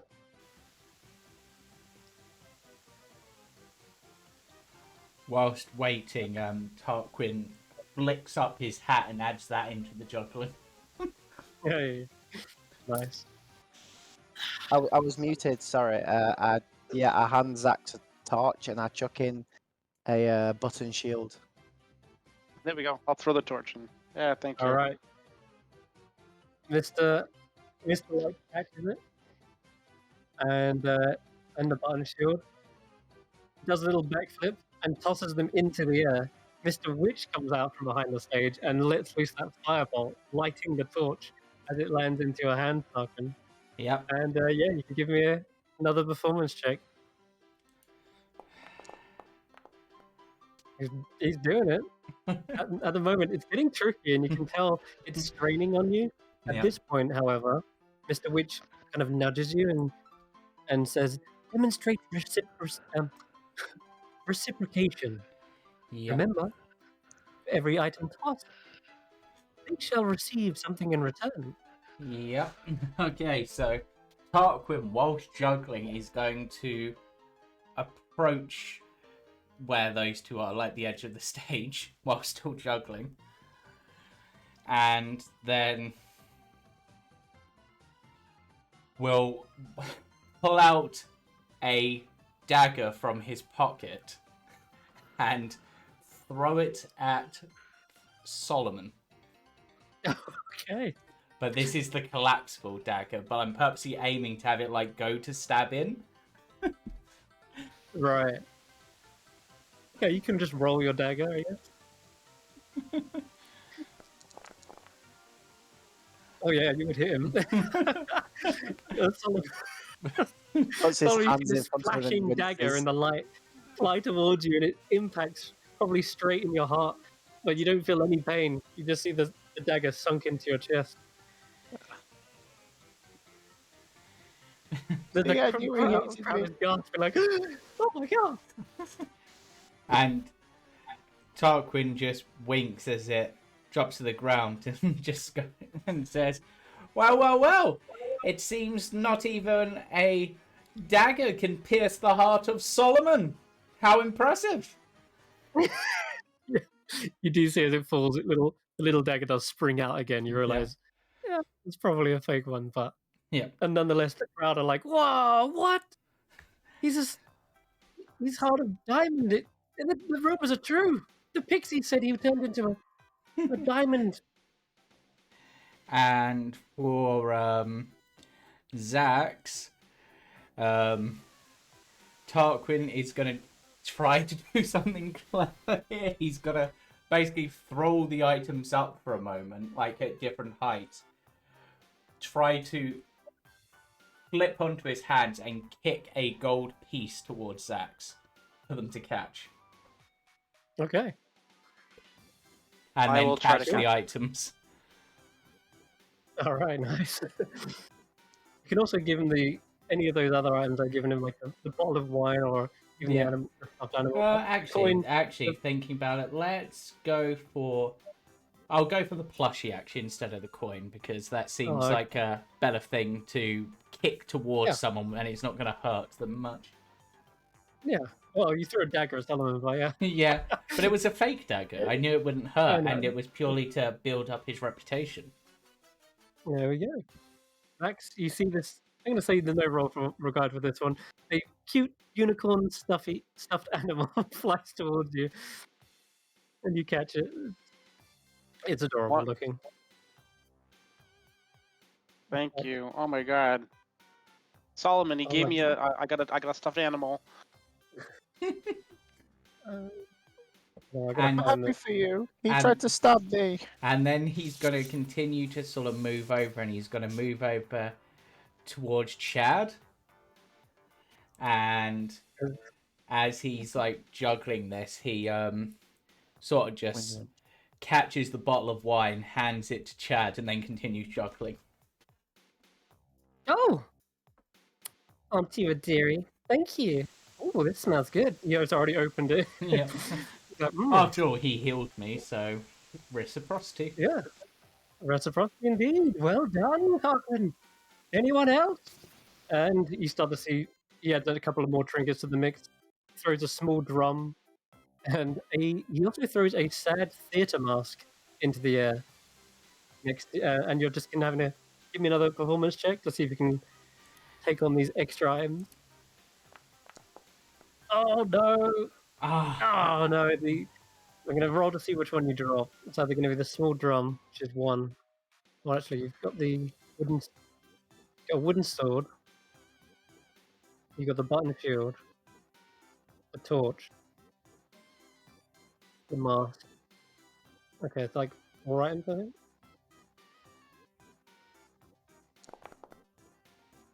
Okay, so the button shield drops to the floor. as it I'm just- drops to the floor, can Tarquin try to basically do a keepy up piece with his foot and kick it back into the air so it doesn't actually hit the floor?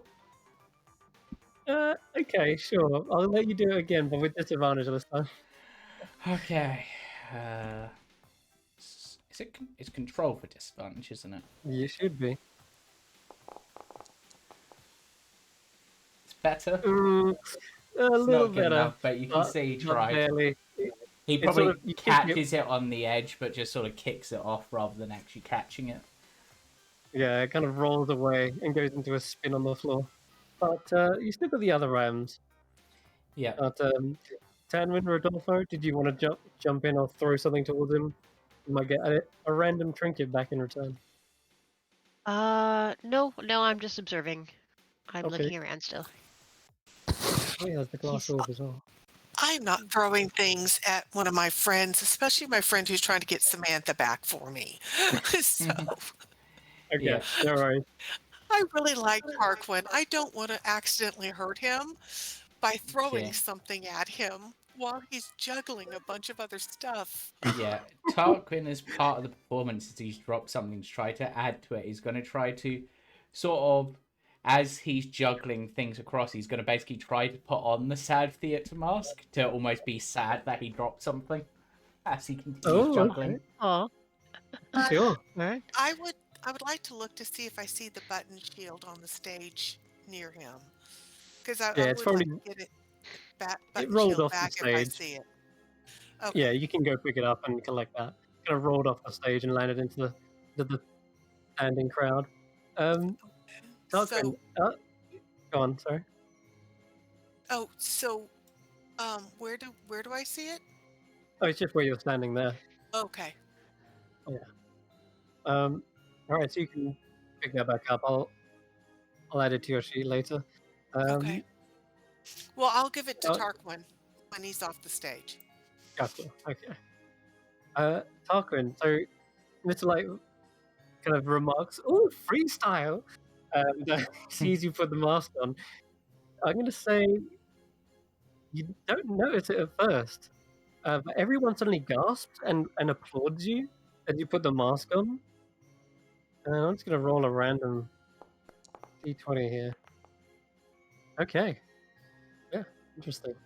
So everyone else who's looking at Tarquin right now, they witness their bunny ears suddenly shrink away and turn into a very long kind of blonde hair.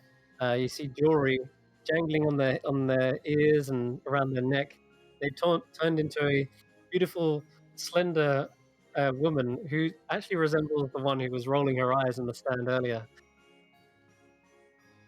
And the theater mask is still over their face, but yeah, it's sort of changed expression, perhaps. And you look down at your hands, actually, I guess, Tark, when you start to realize they're like long, feminine, slender hands. They got Well, nail varnish and everything. Perhaps not as strong, but perhaps more dexterous. So who knows? Maybe it'll benefit me. He's just like, All right. didn't see that coming. And how would you like to finish your little act of juggling here? Okay. So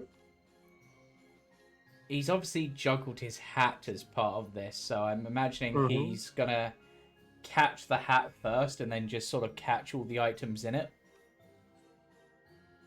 Okay. Yeah, sure. That looks good. Because Probably one last. I'm also imagining, because this is like a theatre sort of magician sort of hat, even though it's not an item I'd be keeping, perhaps they just disappear as they get caught because, you know, magicians. One last performance check. 12 is actually. Oh no, it's just under what we wanted. You know, it's an interesting end. They definitely appreciate the idea. I'll probably say they don't disappear as like you wanted them to. Instead, they sort of pile into the hat. One of them overflows a little bit.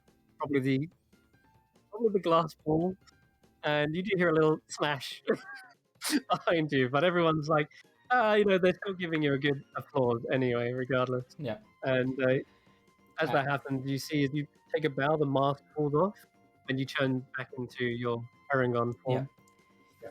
And then Tarquin just kind of sort of just use his hat and sweep the glass shards into it before walking off. Oh, nothing to see there, yeah. And then he'll head back to stay. Hope those rules have sunk into your memories. Now, change a little bit of pace. Let me see. Yes. He starts flicking the wand once again, and the lights begin to dim down.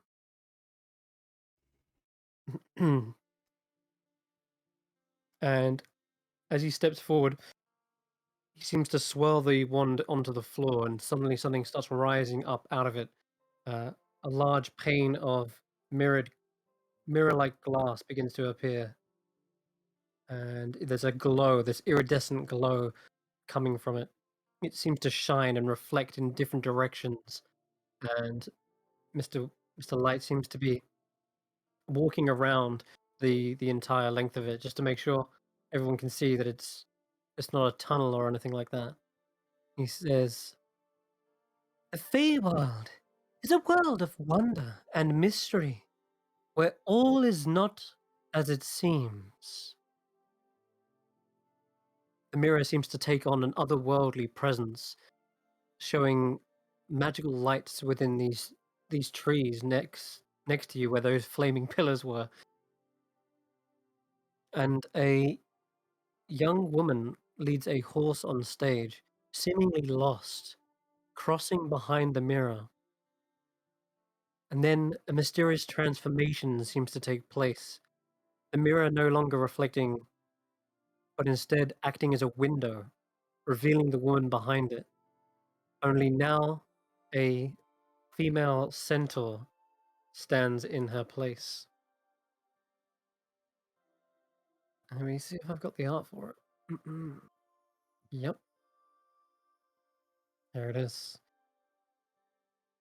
The woman continues looking around and seems to be confused, but they're looking around lost. They continue to wander off stage. But there is a small black cat that quickly suddenly follows behind her, looks around, kind of like a little sly look to the audience, licks its paw, and then jumps forward.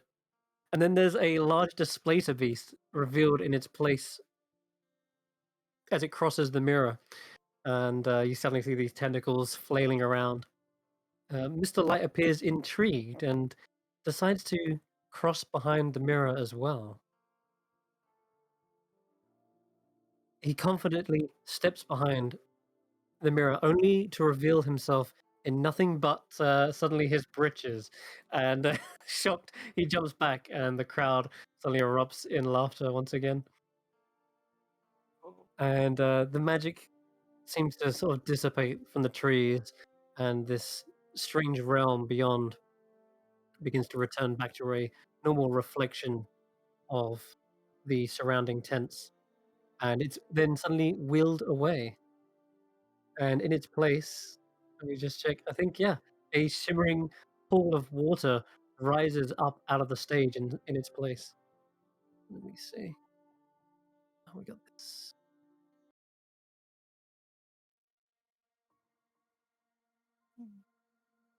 And up above, the silver ring that was what sort of light descended on the first time, you suddenly see a beautiful mermaid gently swinging above the audience. And where is she? There she is. Ta-da. Even time, it's what Mr. Light's saying again. He says, even time bends to the pleasures of the Feywild, like a song calling back the wistful memories of our heart's desire. The mermaid seemingly does a feat of acrobatics as they twirl and swing on the hoop before diving gracefully into the water below. As she does, the water that's splashing out suddenly freezes mid splash, suspended in motion. The mermaid then emerges from the water and begins to sing, entrancing the audience with hauntingly beautiful music. The Rodolfo motionless was water. prepared for this and plugged his ears as soon as she started to sing. I just want to interject. Yep. Okay, sure. Solomon wanted to say something a little bit ago Mhm. as well. Yeah, go ahead, sure. It's fine. I was going to say something when the mirror was about. What did you want to say? We can I backtrack wanted a to bit. go across the mirror. You want to try and cross it? Okay. Yeah. Yeah, all right then. Sure. I'll say as you go through then, Solomon, give me a wisdom saving throw. Wisdom saving throw. That's really good. Solomon, you feel as though as you're stepping through, cold winter chill that surrounds you fades away and is replaced with a beaming sun that sort of melts it away, and you smell flowers blooming around you. This is a total shift in season. You can feel it in your heart, in your mind. There's a sense of happiness, the sense of going home. So does he go through the mirror? You do pass partially through it, and Does everybody happen to see Nox? they do, yes. The back side of Nox has stepped through the mirror, and where Solomon once was, it's now Nox on the other side. Okay, interesting. Hey guys! Oh, that was Oh perfect. my god! Oh, wait, what's going on? Wait, is Nox actually there, or is it just an image of Nox? It is. I It never is Nox. arrived. Looks like Nox. Oh my can't god, believe it. Nox, you are amazing. Let me go back a bit. There we go. Nox, as you twirl around and see the audience before you, they're all wide-eyed, jaws agape as this transformation has taken place. Even Mr. Light looks astonished, as if he didn't expect someone to jump on stage during that. Wow, this is awesome. There is so many people here. I'm I just gonna wave. have no idea how I got here, but I'm all for this. Howdy. Nox, you're amazing. Xaxx! Oh my god! It seems the Feywild has indeed represented its dualities. The shifting seasons are one element of the Feywild that is ever present. Come through, my dear. And you see Light offer you a hand as you step through the mirror. And as you do that, swirling portal returns back to the mirror, and everyone sees the reflection of Solomon, and he's got his back as well towards the audience, almost as if it is reflecting Nox, but he's sort of distant. And Mr. Light says, "Well, that was unexpected, but most delightful. Thank you." And he gives you a little clap, a round of applause for this. What is your name? It's Nox. It's Nox. Nox. Beautiful name. Thank And you. he gives you another round of applause as he leads you up on the steps and back down to the Thank you, crowd, I guess. everyone. Thank you. Nox, come sit with me. Come sit with me. Oh. Never seen a costume change so I'm sorry. elaborate. And Xaxx, did you say you wanted to try doing something before? I think it was Rodolfo was gonna do something. Sorry, Or yes, he was you're right. plugging his ears. Oh, I no, I wanted just I have yeah. wanted to jump in the mirror too, but I don't want to take the moment away. Okay. I'm Everyone sorry. wants to jump. We'll start with Rodolfo then. What did you want to try and Oh, do? just as soon as the mermaid came out looking very Yeah. pretty, he had his fingers ready to go into his ears because he's heard stories and he knows what this means. Mm. And as soon as there is music, he absolutely is plugging his ears. Still watching the staff, watching Burley and Mr. Witch and Mr. Light. But yeah, Okay. I just want to preemptively. I'll see if she notices that. Yeah, she she looks down to you, and she's before she begins singing, she's like, "Oh, I'm not that type of mermaid," and starts beginning to sing. And He'll nod at her, but not take his fingers from his ears. Yeah. Mr. Light does one last little lap around the mirror before it's taken off stage and gives another tap. And Xaxx, if you did want to jump in, you can do. I Try mean, something. after seeing what happened to Nox, I just gotta try. Okay. Go ahead. You step up. Mr. Light says, "Ah, another volunteer. What transformations will this one undertake? The Feywild leaves its mark on all those who enter its mystical realm." And are you stepping through? Yes. Okay. Give me also a wisdom saving throw as well. Okay. You find at first there's some resistance as you put your hand up against the mirror and you realize it's no longer a strange mystical portal but solid glass instead. And there's a discordant like reflection, like it's a few seconds behind, and it places its hand against yours, like your claw. And as you look at your reflection, you notice there's no cracks over their scales. There's no fissure in their horn. It's like you, but from a very younger self. In fact, as you're looking at it, it's one of those mirrors that begin to warp as if it's bending forward.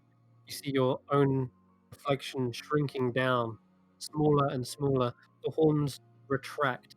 The scales look like they're softening, and the angular face of your dragonborn skull begins to sort of round and become more adolescent. until you're standing before just almost like a childlike version of yourself. And they're just looking back up at you. And they try to reach again through the glass, and they can't get through to you. Mm. Seems as though Sorry, the way I is didn't mean to do all barred. that. That's okay.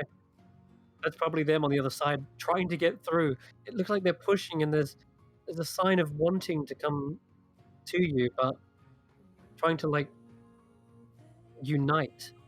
But this mirror bars your way. Sometimes the thing we're looking for is so close, and yet worlds apart. It is within sight, yet not within our grasp. It was worth a shot. I'm sorry for interrupting. I'll go back to my seat now. Not at all. It's a demonstration of everything strange about the Feywild. Tanwen would like to try it as well. Can I shout from the stage? May I come on the stage? But of course, Or my shout dear. from the stands? Okay. So I would like to go up and come on, move. Oh yeah. We got the Move. wrong Come on, way. baby. All right. I would like to come up and look. I'm looking in to see if I can see where Samantha is. If this is a glimpse into the Fey world, Yeah. and I have to step into it, I will step into it. But I'd like to see what I see. Okay. Give me a wisdom saving throw. Just a singular Okay. one. And we'll see if you can Wisdom? pass the barrier. Ah, Okay. There too seems to be a physical barrier.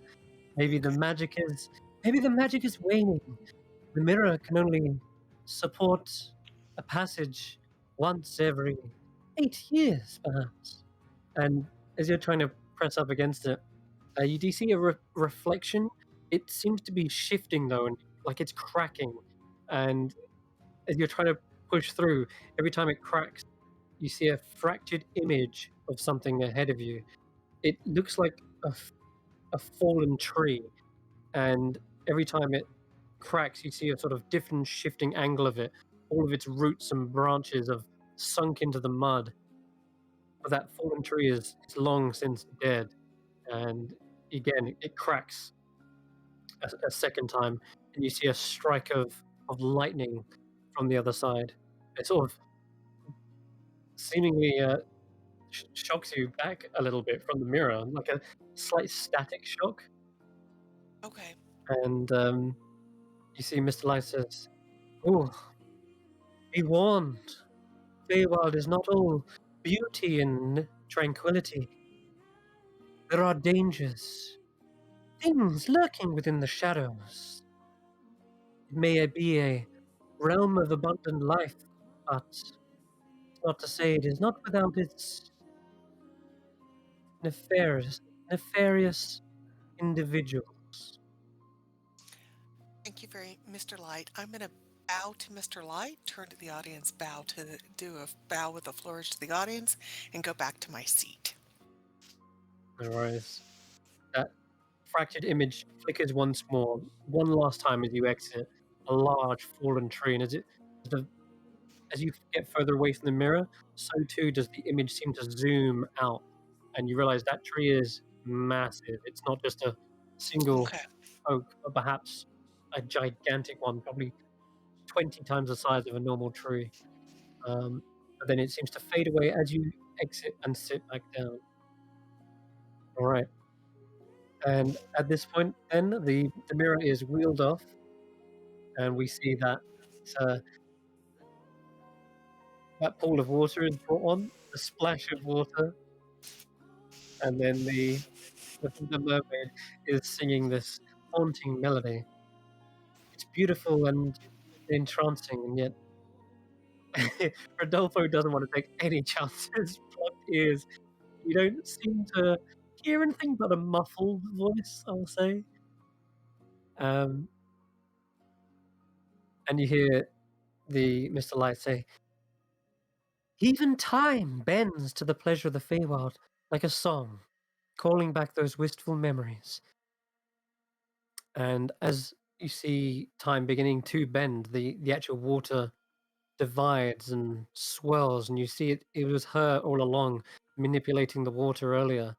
And as she turns it into forms, different shapes, she dances with the music, and the crowd just simply watches in awe. And I'm gonna say at this point, Rodolfo, because you're the only one kind of trying to keep an eye out. Give me one last perception check as well. Okay. Come on, come on, come on. It's not great. Ugh. Okay, no, that's fine. You are looking down into the crowd. There's a lot of people gathered around at the bottom, and as she's singing this beautiful song, there seems to be a shuffling in the crowd, and one of them calls out and seems to heckle them and shouts, Someone from the crowd "Oh, is heckling? yeah!" From the standing crowd, yeah, Mm. says, Mm. "Oh, this sounds so out of tune." There's a couple of stifled chuckles, but she continues to sing on nonetheless. And as you're looking around, like you're trying to figure out who said that, Rodolfo, but you can't spot them. There's too many people. The lights are all dimmed, and you can't see who said that though. And then Okay. later, couple seconds later, you're in another heckle. This time from a different spot in the crowd, and you hear him say, "I thought a fish would know her scales." Am I right? At this point, the singing is just like slightly unhinged a little bit. She continues on nonetheless. As I'm hearing Mhm. like perhaps the slight waver in the voice from backstage, Tarquin's gonna nudge Candlefoot and just be like, "Listen, mate, I know you haven't got your voice, and I know that's a big deal, but you're good with your body. Use this moment and show them how much they mean to you. Show them the true feelings of the Feywild." He gestures towards his throat, and he's showing that he can't say anything. He's I, so I Tarquin consider this and goes, "Write it down quickly, and I'll say it for you."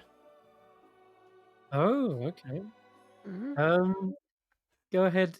Give me a persuasion check to see if you can actually help him pluck up the courage as well.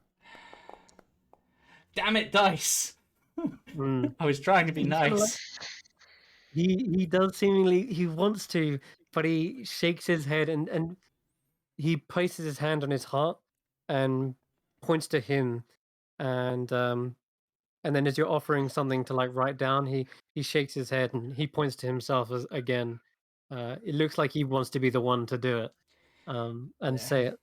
It has to That be his voice, I it seems. I look at him and then say, "Then don't do it with words, do it with actions. She'll get what you Mm. mean. If if your hearts are as matched as I think they are, then she'll understand what you mean, even if you can't say it. And she can talk enough for both of you." Oh. He points to he points to like his wrist and taps it and puts up a finger as if to say, we can roll an insight check as well. And actually, he's got the map. He points out to the map as well, and that you've got on you, and he points to the Silver Song Lake, and he seems to again tap his wrist, as if perhaps to say, "There's a time and a place." He nods and goes, "Well, if that's what you truly feel in your heart, I'm not going to stop you. But right now, He takes. if you listen, it seems like something's upsetting her. You might want to check that out, perhaps look into the crowd." Yeah, he does. He comes out into the crowd for just a brief moment, and as he goes to talk, you actually suddenly hear his voice, Candlefoot's voice, but it's not coming from him. It's coming from somewhere in the crowd, That's why it's and hurting us so much. then you Tarquin, hear that.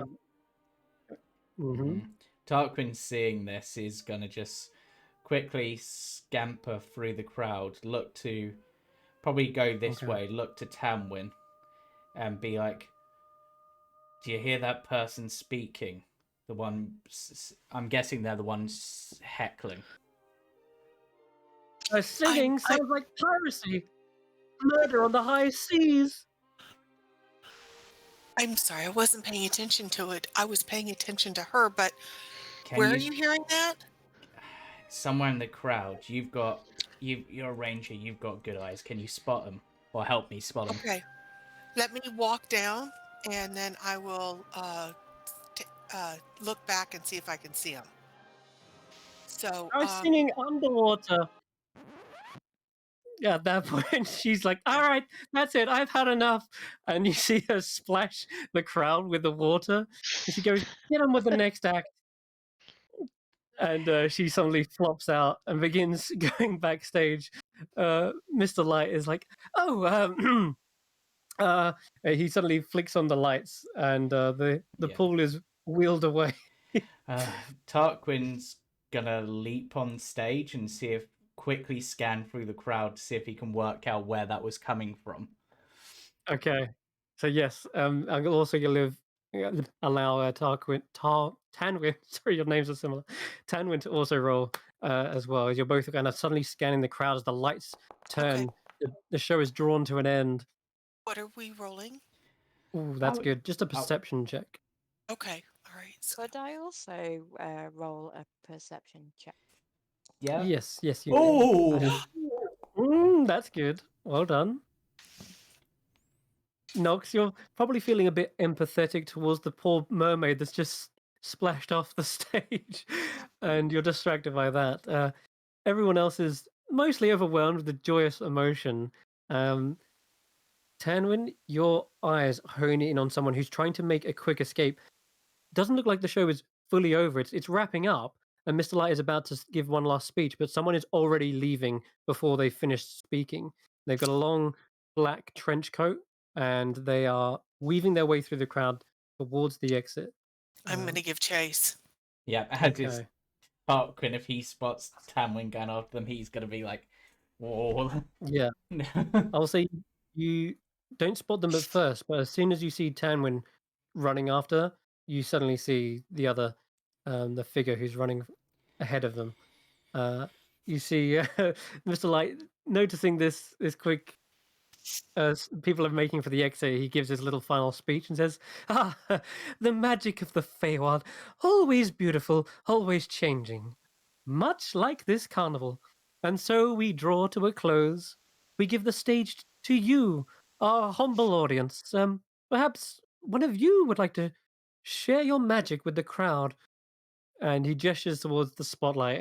Anyone who wants to can take the surprise. And it seems there's a couple of audience members, even Chad. You see that golden-haired elf, beginning to like volunteer.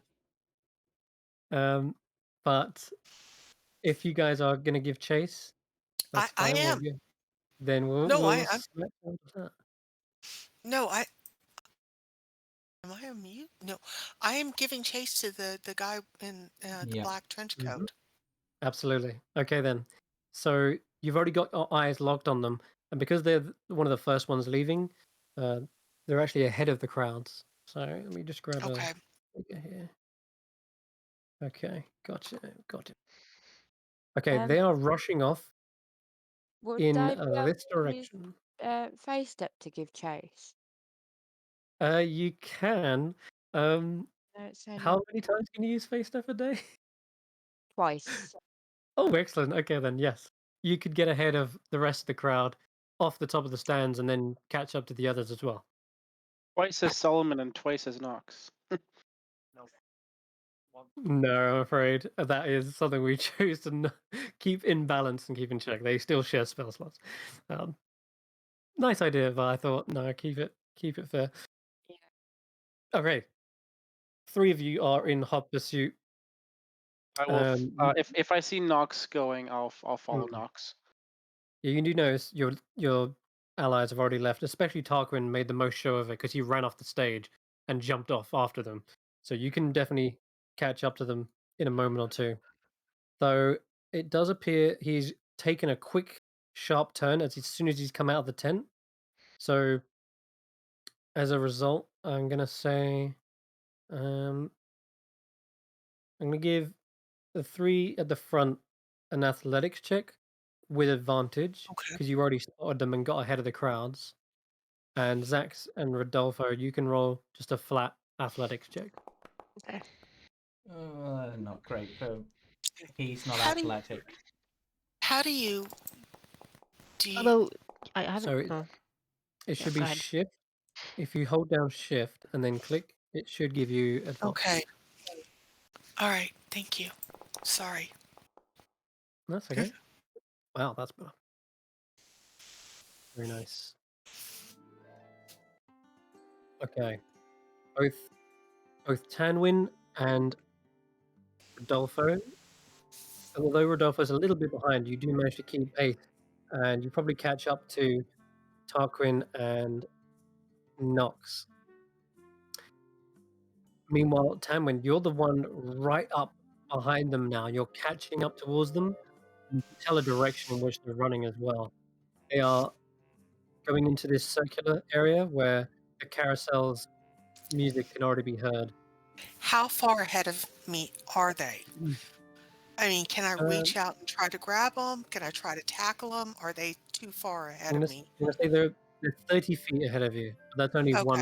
one round, effectively. Okay, I'm gonna mutter under my breath. I could really use the thorn whip right now.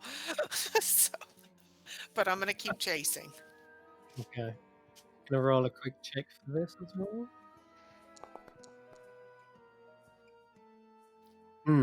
They seem to be slowing their pace down and looking over the lake.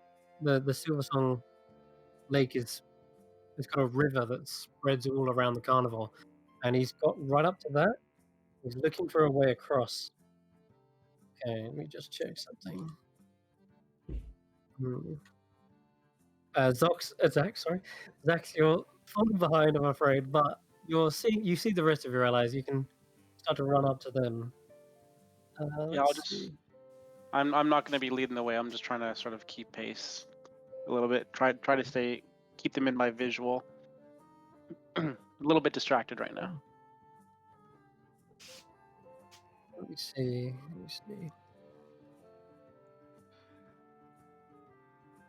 Okay.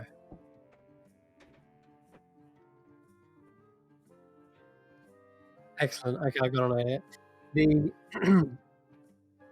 this individual, the black cloaked man, suddenly lets out this strange sound. It sounds like the swans from earlier. In fact, it's a perfect mimicry of it. And the swan suddenly skirts around towards them, and you see them jump on top of the swan. And they are going to move straight across the lake. And you saw there's some sort of spell casting involved when this happened. You saw a flick of the hand, and a somatic component was also said during that as well. So they cast some sort of spell, and the swan heeded that spell. Nonetheless, though, Tan, when you're right behind them, you just get to the water's edge as they're already on the swan and crossing over to the other side. Okay, so if they are right in front of me, I'm gonna try to jump, grab him, and jump on the swan and grab him. So I'm Oh, gonna try to okay. jump across, wrap my arms around him, and stand on the swan. Okay. Give me an athletics check to see if you can grab a hold of him and reach him on the swan. Okay. And I think they're going to roll a dex to try and I assume basically I just evade held him this. in the water. They hear you jumping, splashing behind him. He turns and quickly tries to evade. And oh no, I rolled terrible. I only got a 7 in total, so that is nowhere near enough. Hold on, yeah, 7, terrible. Tanwen, you're able to leap onto the back of the swan, and you're also arms over the escapee, and they turn around and they're like looking at you straight in the face. And as you're here, just give me a quick investigation check as well. This is just for free. Something Okay. random. Something feels off as you've got your arms around them. 11. You're not quite sure what it is, but something feels off. The material, maybe it's something you just haven't felt, but it's not what you're concentrating on right now. You've got to grab a hold of him. Let's make sure he doesn't get away. So Yeah, you're not concentrating on yeah. that. I'm going to Okay. shout, turn the swan around right now. He turns around and says, He turns around in "Sorry, my partner. arm. This town ain't big enough for the two of us." And he says it in a very cliche way. And I'm going to have you roll a wisdom saving throw. Okay. All right. What's going on? It is what I think it is. That's annoying. It is. Tanwen, you sort of feel this magic over your mind for a moment, sort of shift. You hear this flutter of feathers. You suddenly shake it off. It was some sort of mind affecting and a spell cast on you, but you've managed to resist it fully. And they said, "Would you mind taking your leave, please?" In a sudden, very feminine voice. And you hear then you hear Candlefoot's voice, and they say, I don't want any trouble. Just Then come back to the shore. If you don't want trouble, let's come back to the shore and talk about what you were doing in the big top.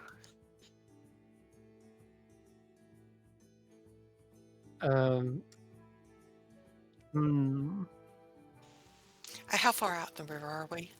I mean, are we just... As for the others, they've caught up to the riverside. But Okay, you so are they're probably on the wharf, but can they get me? Or am I too far out for them to use any measure to you're try to probably pull too us far back? out to like grab them now or like leap onto the swan. But they can see you just getting to the other side, and Okay. Am he I within 30 foot of this guy? hmm. For a thorn whip, you mean? Yes. Maybe. Sorry. I'm gonna say just barely out of range. Ah, darn. Am I within 60 feet of him? You are 60 feet, yeah. Okay, I need him to make a wisdom save. Okay. Go Xaxx. Go Xaxx. Okay. All right. Cool. Yes. It's a fail. Good. What did you cast? I should be asking you what you cast first. Oh God, you're tolling the dead. Ah! Okay. Just as this man is seemingly hesitating, and as you're saying, like, come back with us, didn't really give an answer in time. But then you suddenly hear him like, ah, and like wincing in pain, and you hear like, "Damn, that stings! What is that?" And you suddenly hear like, I'm melting," and Hell, I'm not clearly, doing anything. and he says, "Well, it's one of you." If he's within, And you said he's within 60 feet. Is he within 50 feet? Within 50 feet, Mm-hmm. yes. Okay, then I want to attempt to lasso him with a hempen rope. Ooh. The boat. In fact, in order to make the distance less, I'm going to use one use of my rabbit hop to leap 10 feet in a long jump and try to do that, essentially. I'm going to jump towards him. Okay. in that case, they see you doing this as well. They do have a reaction. In fact, I'm gonna have both Tanwen and Tarquin both make a Constitution saving throw, just as this is going on, Okay. because now it's sort of this fight or flight is Damn kicked in. dice. Yeah. Okay, Tanwen is still managing to succeed. However, Tarquin, they foil your plans completely, as you suddenly see this this hand sort of reach up, and it swooshes towards you, clearly kind of throwing some sort of spell towards you. But you actually see a gas suddenly kind of waft in your direction. Both Tamwin and Tarquin are kind of engulfed in it, but you only see Tanwin. You only see Tanwin resist it. Tarquin unfortunately just splashes into the water, and you're left still grappling this guy.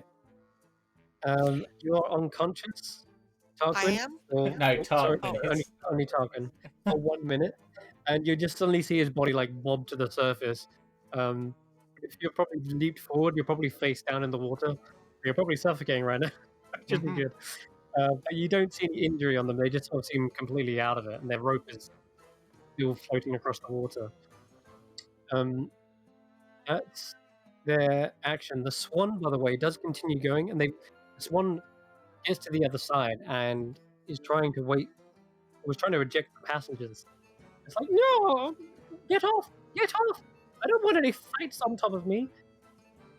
And you can see this man is still trying to get off and get away from you.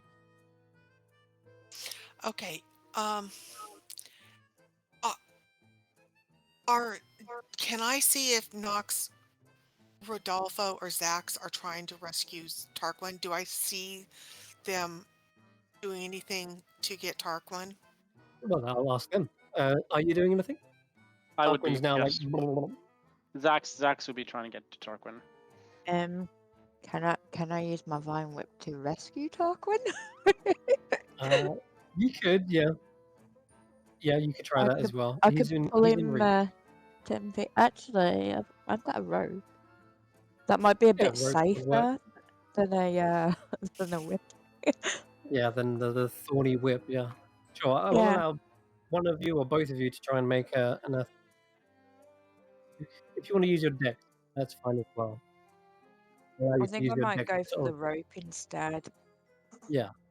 Okay. Just so it's Is a bit is You do he that. is he within like arm's length or no? He's within because he jumped like. How far do you jump with your your feet? Rabbit hop gives you 5 times. No, It that's was not it. 10 foot, wasn't it? Something like that. I think he's got a trait that gives him like an extra jumping speed. Is he right? You said I'm 2 times just the looking proficiency? for it. You can jump a number of feet equal to 5 times your proficiency modifier. Five So it times is proficiency. 2 times 5. Yeah, it is 10 feet. You're right. Okay, so if you want, just give me a quick dex check, Doc, and I'll say if you get a success, Zach can then use their action to reel them back in. Was that Oh, that's a Mm. save. Oh, it doesn't matter. It's the same. Oh, Yeah, One, it's two, hard to find something to like lasso onto. Unfortunately, the water is also pushing his body downstream. So you got this unconscious Tarquin, probably drowning face first, and he's just Oh. slowly wafting down the stream as the rope lands in the surface. I'm gonna grab the rope. I'm gonna grab one end of the rope, tie it around my like waist, and then try to swim towards Tarquin to Okay, catch up to him. Baywatch style. okay, then Zach, in that case, just give me an athletics check as you try to swim in the current. Shouldn't be a difficult one though. This is only going to be useful for him. Sure, with a -1 modifier. That's fine. That's oh, you needed a 10. No. I told you I Okay. have a -1 modifier. You start sinking as well with the armor that you're wearing. I took off my armor. Oh, you Remember? took off your armor. Okay, well then that's not too bad. I'll say you are catching up, but he is drifting a little bit quicker than you are swimming. I guess I'm still carrying it, but yeah. Yeah, that's true. I am so sorry, guys, but Tanwen would not choose the bad guy over her friends. No, we got this. We got this. Rodolfo would. Rodolfo was following the guy along the side of the banks of the river or whatever, trying to get within 30 feet. All right. Well, If he can. I'm still holding him, and he obviously can cast spells on people he can see. So, I am grappling with him, and I'm going to try to sweep his legs out from under him and knock him down so he can't see my friends then. Okay. Yeah, give me let's do another contested check. And I'm afraid Rodolfo, he's still probably about 50 feet 50 on the feet. other side. Do you want strength or constitution or? It is gonna have to be strength. Okay. All right. I rolled bad. You easily pin him, and he's off the swan. He's on dry land, and the swan is actually blocking any line of sight between your allies and him. And he's prone as well. In addition to that, his go. Goodness. Let me see.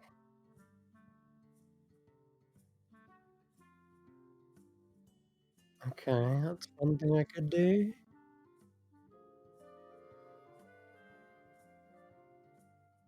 Actually, could do the sleep gas again. It does say that you don't have to be immune to it.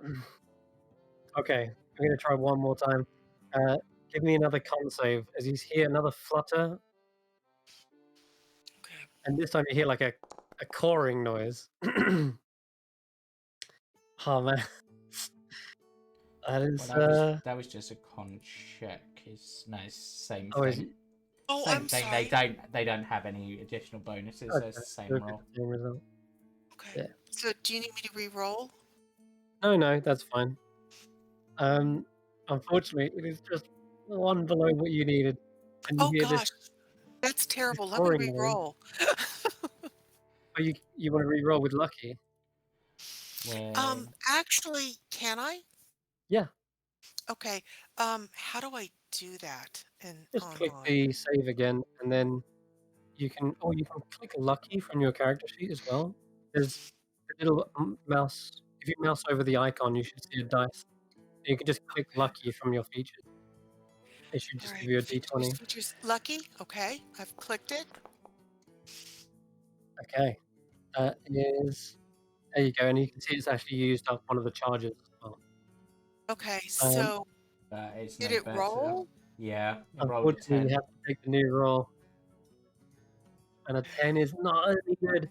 You two are put to sleep by this strange, nauseating, like gas. It's kind of like a black smoke that just only puffs out for a second, and you're put under some sort of sleeping gas. Okay. Yeah. With that, he's also going to get up with half his movement, run 15 foot, and duck behind the carriage near the carousel. And you can still probably just about see them, Rodolfo, as you're walking. You see you're walking downriver. You've actually got an angle on them. The rest of them can't quite see him from here. Is there any way that I can cross the river that I can see? Like, is there a boat I can leap across? Can I see how deep it is? There's the swan, which is sort of pushing away from the side of the bank, or there is literally just the swim across. Fact, how far is this one? Tanwen's body. Sorry, not Tanwen. It's Tarquin's body as well. Oh yeah. Yeah. It's 50 feet. It's going to say it's 50 feet across. 50 feet across. I'm still swimming. That's a ways. Can I call the swan to me? Can I try and call it? You can attempt to. They did the same as well, but they seemingly used some sort of spell. But you can attempt to. I'll say, Swan, can I Can you please help me get across? I will get that thing that hurt you. We cannot be allowed to hurt the creatures in the festival. No, Please, will you? sounds like I'm going to get into more violence, but and you need to No, punch a ticket. You're supposed to get onto the gondola one. I need to get across so I can get this creature so that there will be no more violence. There will no violence on you. Just transport, please. Okay. Give me a persuasion check. Come on. This one is a little bit. What? All right, fine, but you will be. It will cost you a ticket. Ticket That's punch. fine. I will punch my tickets here as we cross. Not a problem. Okay. But Got thank you for you're very noble. And yeah. The Punch my swan ticket. does come across, passengers you to the other side, and Xaxx, give me another athletics check if you can catch up with Tarquin. Athletics check. Athletics check. Nope. Oh no. Okay. You're sort of keeping pace, but every stroke, he seems like he's drifting further away. Maybe You're I'm not the best one to have done this. It's too late. You also. It's your turn now. I'm gonna die at this Do I have- rate from this. Do I God, yeah, have how many anything I things can you- use? Oh my god, I don't have anything. I only have. I a minute think. of there. Yeah, I think. Yeah. Okay. I'll say this, Rodolfo, if you want, before you get off the other side, it will take you another round. Okay. You could fish out Tarquin out of the river before he gets too Oh, can far I? away. Okay.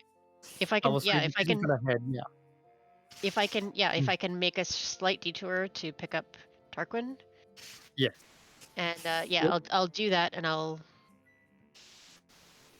It'll give this guy one extra round to sort of get away, but you will have Yeah. saved Tarquin's life because he is drowning. Okay. So, Yeah.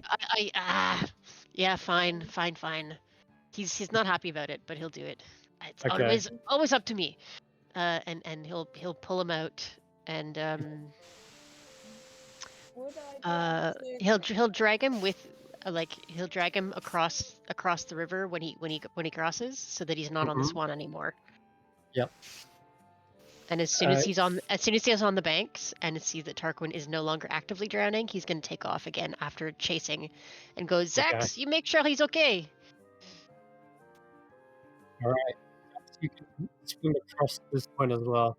Taking you 3 rounds, and finally Nox, what are you up to as well? As soon as I get to Tarquin, I'm just gonna do spare the dying on him. Okay. You see that he doesn't seem to be dying necessarily.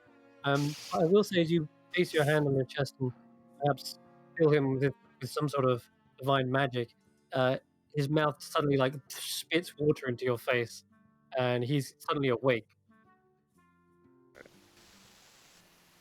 Nox, are you? Where's Nox? Go up to the bridge north and try to pinch. Okay, yeah, sure. Yeah. You sprint up that way. I guess And you get to the this, bridge. I'll just continue to pull Nox's rope all the way across as well, since I have Nox's rope now. Gotcha. The only one left is Tanwen, who's still fast asleep on the banks of the river. Yeah.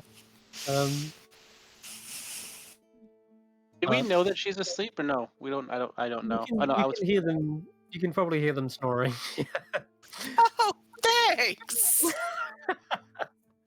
Tarquin, now he's awake, is gonna leap up and be like, "Where'd that voice-stealing bastard go?" He went that way. Follow Rodolfo. I'm gonna go over to find Tanwen.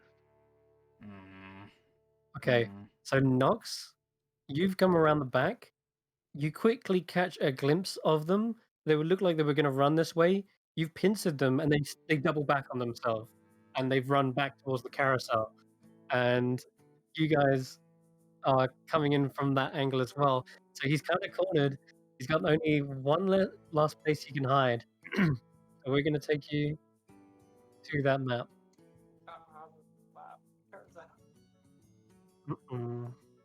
Let's see. Good thinking on the pinch ring, Nox. I didn't actually notice the bridge. That was the inner Solomon, like in my Yep. head. Okay. So Nox, you're on Okay. the other side. You're like way up here. And the others have come around. You saw them head in this direction, lost sight of them. But at this point, you can hear your friends on the other side. So they haven't There's a caught him. bird. Bird. There is. There's a bird. I love it. You do spot a bird flying up above. So, do you? Maybe. All right. Is As Diana you approach, actually here? yes, I'm going to give you a quick description. She seems like she's actually just arrived as well, sort of same time you have, maybe just a bit before, because she was part of the Big Top Act. However, she is here, and I'll introduce you. So, Diana Cluppington is her name. You already know that, Tarquin. And a procession of wooden unicorns stands before you on a circular wooden platform. They're motionless at the moment, and there's fairgoers clambering off of the unicorn's back. They've just had a ride and they've just got off of it. And a female centaur is about to set the ride in motion. But they see you and they're like, "Oh, what? Tarquin, what's going on?" There's a guy. He was heckling Palasha. Is that right? Yep. Palasha during the thing, and they'd stolen Candlefoot's voice to do it.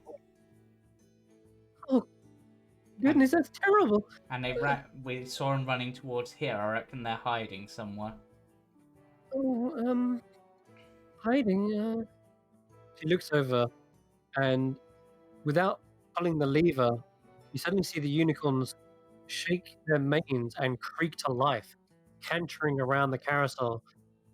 Some of the riders haven't even got on yet. In fact, there's nobody on the ride. They've just got off. And she's like, "Wait, oh, what? I didn't press the..." And you suddenly see the unicorns getting faster and faster and faster. And you see Diana's like, "No, not again. Not again." Where is the lever that starts the thing? The movement. You see her standing right by it, actually. Should be Oh. actually up here. And okay, and no one touched it? Nope, no. You see her pulling it back now and going, "Why won't it stop? This has happened before. It happened earlier. It went haywire. I don't know what caused it." How did you stop it before? There's a crystal in the middle. Removing that will shut down the whole thing. Alright. You see inside that little hut? Yeah. And she points towards it. And you do see there's a little tiny door just in the center of the rides. Yeah. Mm-hmm. Tarquin's gonna remove his sodden coat, remove his hat, and basically get ready to try to navigate his way through these horses to get to the center. Did we see where the guy came when he ran in here? Like, did he run into the center of the horses, or did he run around? Well, you were busy fishing out Tarquin. Dan was asleep. Xaxx was running after, and Nox is the only other one who saw them, but they doubled back on themselves. So, anyone? They're in here. Did I get Tanwen? Manage to get Tanwen up yet? Oh yeah, for Xaxx, if you shape or cast Spare the Dying on Tanwen, you also see them come to. They look a bit drowsy, but they are awakening. Xaxx, where did he go? Up this way to the carousel. All right, hang on. All right, go. By the carousel, I'll find you. Go get him. Tarquin's gonna leap onto the carousel, possibly onto one of the horses, and just try to basically use my platforms to leap across. There is a series of checks. This is like a little gauntlet, and I'm going to need you to start with a strength saving throw because of the outer ring, it's spinning so fast, and you need to be able to hold on to it because of the centrifugal force that threatens to throw you off. Does anyone have any way to buff me for this? I can. I do not. If But any ideas Rodolfo's going to go about- around the side of the Okay. of the carousel and keep an eye on if anyone pops out. Yeah. Gotcha. And we'll So- say, I can buff you, but it's my last spell slot. It's probably worth it at this point, I think. All Because right. strength saves are not my best. All right. Let's just see what this. Is it Oh, bless? you're right there. Yeah, it's bless. I'm gonna bless myself, Tanwen, and Tarquin. Okay. Yes, fantastic. So Alright. saving throw plus 1d4. Come on. Yeah, I don't know. Thanks. There we go. There you go. 18. Fantastic. This is spinning so fast, but you managed to catch one of the holes that are stuck into the unicorns, and you're holding on for dear life. You can clamber on top of it and attempt to start making your way to the next ring. Okay. Any attempt to? How are you attempting? You're going to try and jump from one Yeah, to the I'm going to try next? to jump to the next one. Okay, then. Getting into the middle platform poses a much more difficult challenge. And I'm going to need another... This time you can roll athletics. Okay, because you're not being subject to the centrifugal force. You're just It's actually, making a quick... if anything, I'd prefer the strength save because bless Okay. doesn't work on Yeah, ability true. checks. True. Okay, athletics. Why isn't this dex based? Nope. Oh, no. Sorry, Tarquin. As you jump towards it, you get battered by one of the unicorns and you're sent flying back, taking 3 points of bludgeoning damage. And you're sent back to the beginning as well. Prone, dazed, nearly had the lights knocked out of you. Then you look up, lights. There are lights hanging above towards the center Yeah. of the... Okay. Let's try this. Okay. I'll give you a boost. I'll give you a boost. Yep. Yeah. Tarquin's gonna get up, give a boost from Xaxx, and basically try to leap up on the lights and Okay. tightrope Yeah. across. All right, so giving a boost, I'll give you just to jump up, just an athletics check with advantage to just reach up to the top. Much better. Xaxx, you managed to get him right on top of your head, off the shoulders, and jump right onto the... In fact, you land right on top of the lights, and you see them all suddenly bounce, and the lights are flickering and glitching out as you land on the wire. Okay. Yeah, I'm gonna tightrope across if I can. Also, you realize how it's drooping down, and the wires aren't particularly sturdy. They're actually quite thin. Yep. If this was any other person trying to attempt this, they would probably snap the wires. But Yep. because you're a small creature, you can actually attempt this. Like, that's the thing in the rule. Anyone who's not small breaks the line and falls to the ground. Alright, so now you can give me an acrobatics, which is going to be way more in your favor. Yep. Still a 13. 13. Get to the center. Let me just check. It's actually success on this tightrope. You can balance along steadily, one foot in front of the other, but you saw the tightrope walkers doing it before. And you get down to the middle platform if you want to drop down. Yep. He's gonna drop down. Hand. There's a unicorn spinning in the center, and its horn does threaten to potentially like skewer you, but I'll say there's no roll required, just to Yeah. fall down on. If anything, because it's sort of there, he's gonna essentially use the unicorn horn. He's gonna grab hold of it, sort of swing round it to stop his momentum from the drop, and then land. Oh, okay. Just for I flavor. like that. Yeah, I tell you what. Do just give me an acrobatics check with advantage for this. Oh, with advantage. Okay, let me just Yeah, roll there you that go. Yeah, again. you take no full damage. No Yep. full damage whatsoever. Yep. All right, you've landed in the central platform. This part isn't spinning, and there's a tiny little door to the center.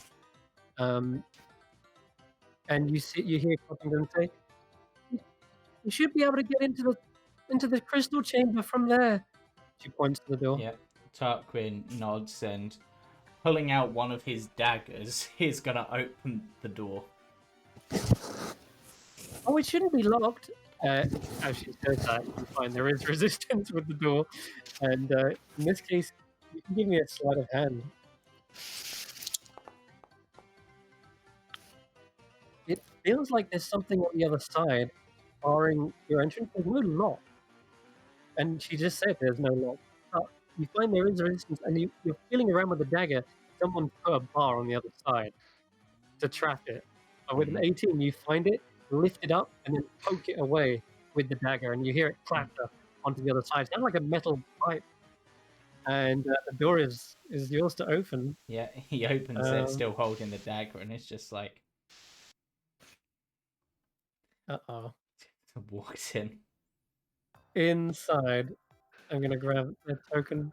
Inside, you do see the black cloaked man looking like he's completely cornered, and in one hand he has a hammer, and it looks like the crystal in the center is also cracked, and it seems like it's reverberating, shaking, and it looks like it's about to shatter. So, let me get this straight. You steal my friend's voice.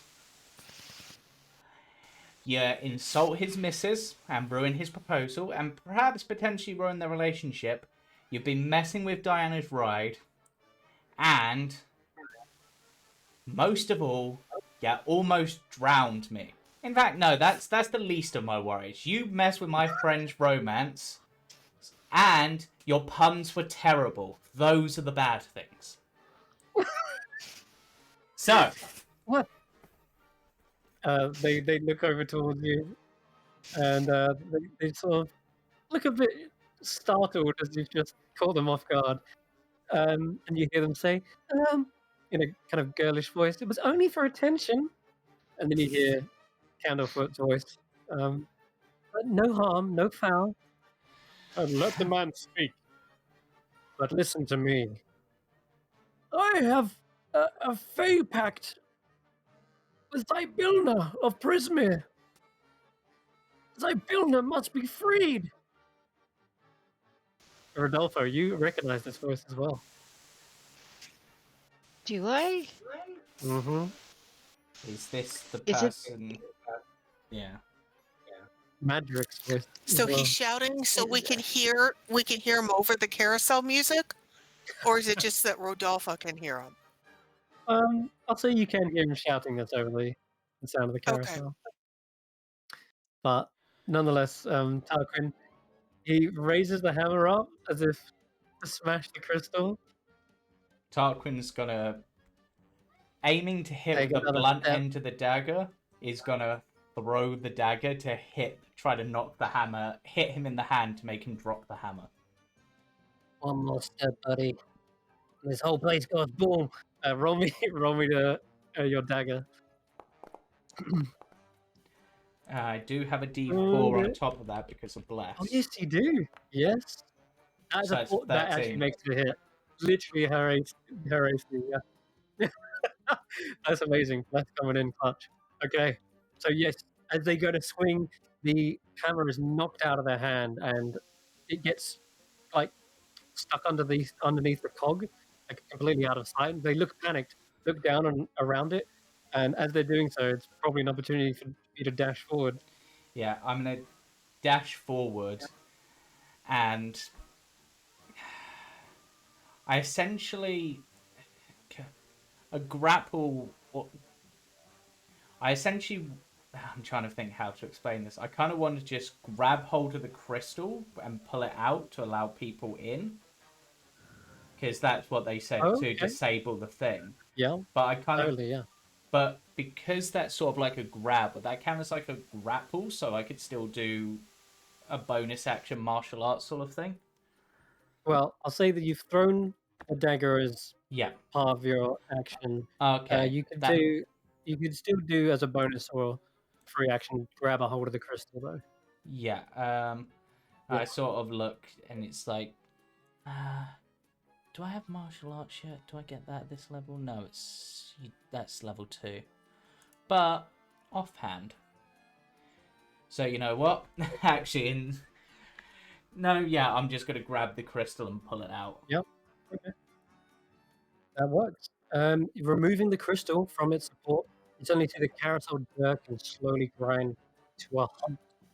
3 platforms slow at different speeds as well, and everyone on the outside, they can give me a deception check.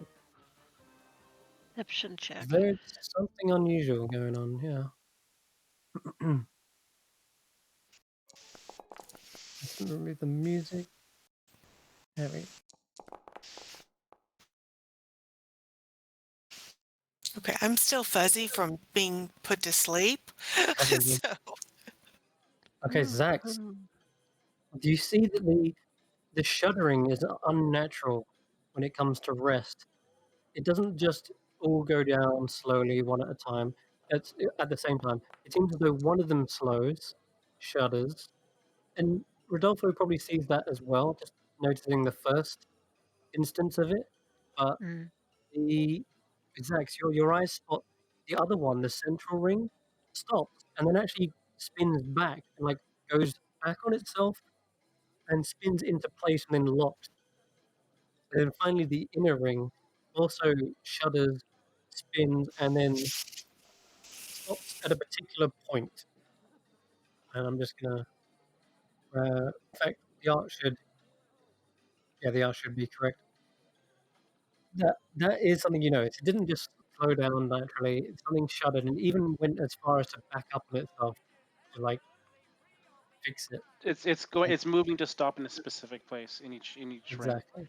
Okay. Can you see the map? Yeah. What? Okay. Yeah, they've stopped All right. moving. There we They've go. Perfect. stopped, but Is this the correct are they layout? stopped in the correct This place? is the correct layout. Yeah. In fact, hold on What a does second. it mean? Can you see the inside as well? Yep. Now we can see it. Cool. Alrighty. So yeah, you've grabbed a hold of the crystal Tarquin. It does seem like it's slowing down. You can still feel the thrum of energy from the crystal, but it's lighting off. And I the see the. corner Can I see the yeah, guy? From where I from am? here. Let me just keep pasting Sullivan. You probably can. Yes. Okay, wisdom saving throw again. Okay.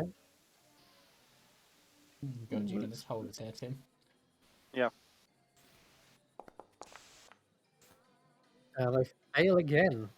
Fail again. Taking another- damage, there's a D12 this time. Oh, it's a D12. Hold on. So It if I is, ignore yeah, that damage. one.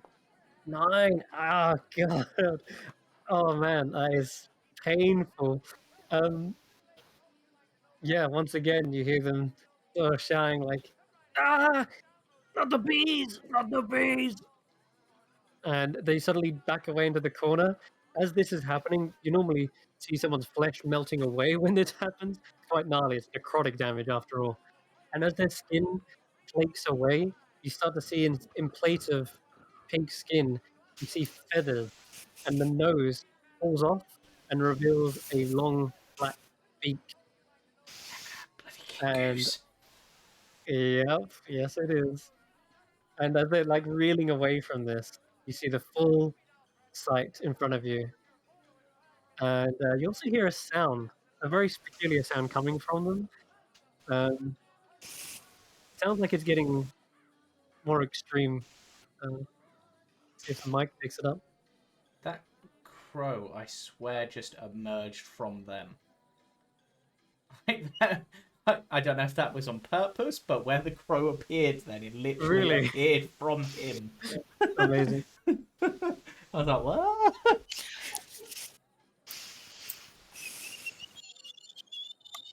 Like nails on a chalkboard? And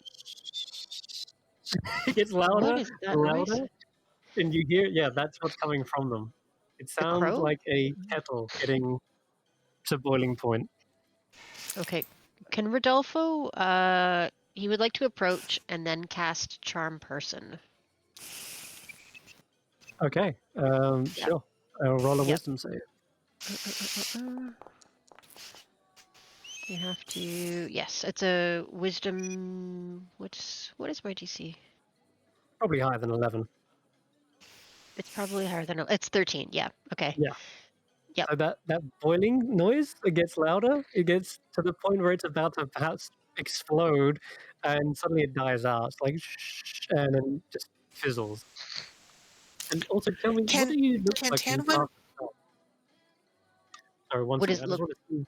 Yeah, because I think it's the first time we've seen Rodolfo It's. actually cast magic, right? It is the first time he's cast magic. Yeah.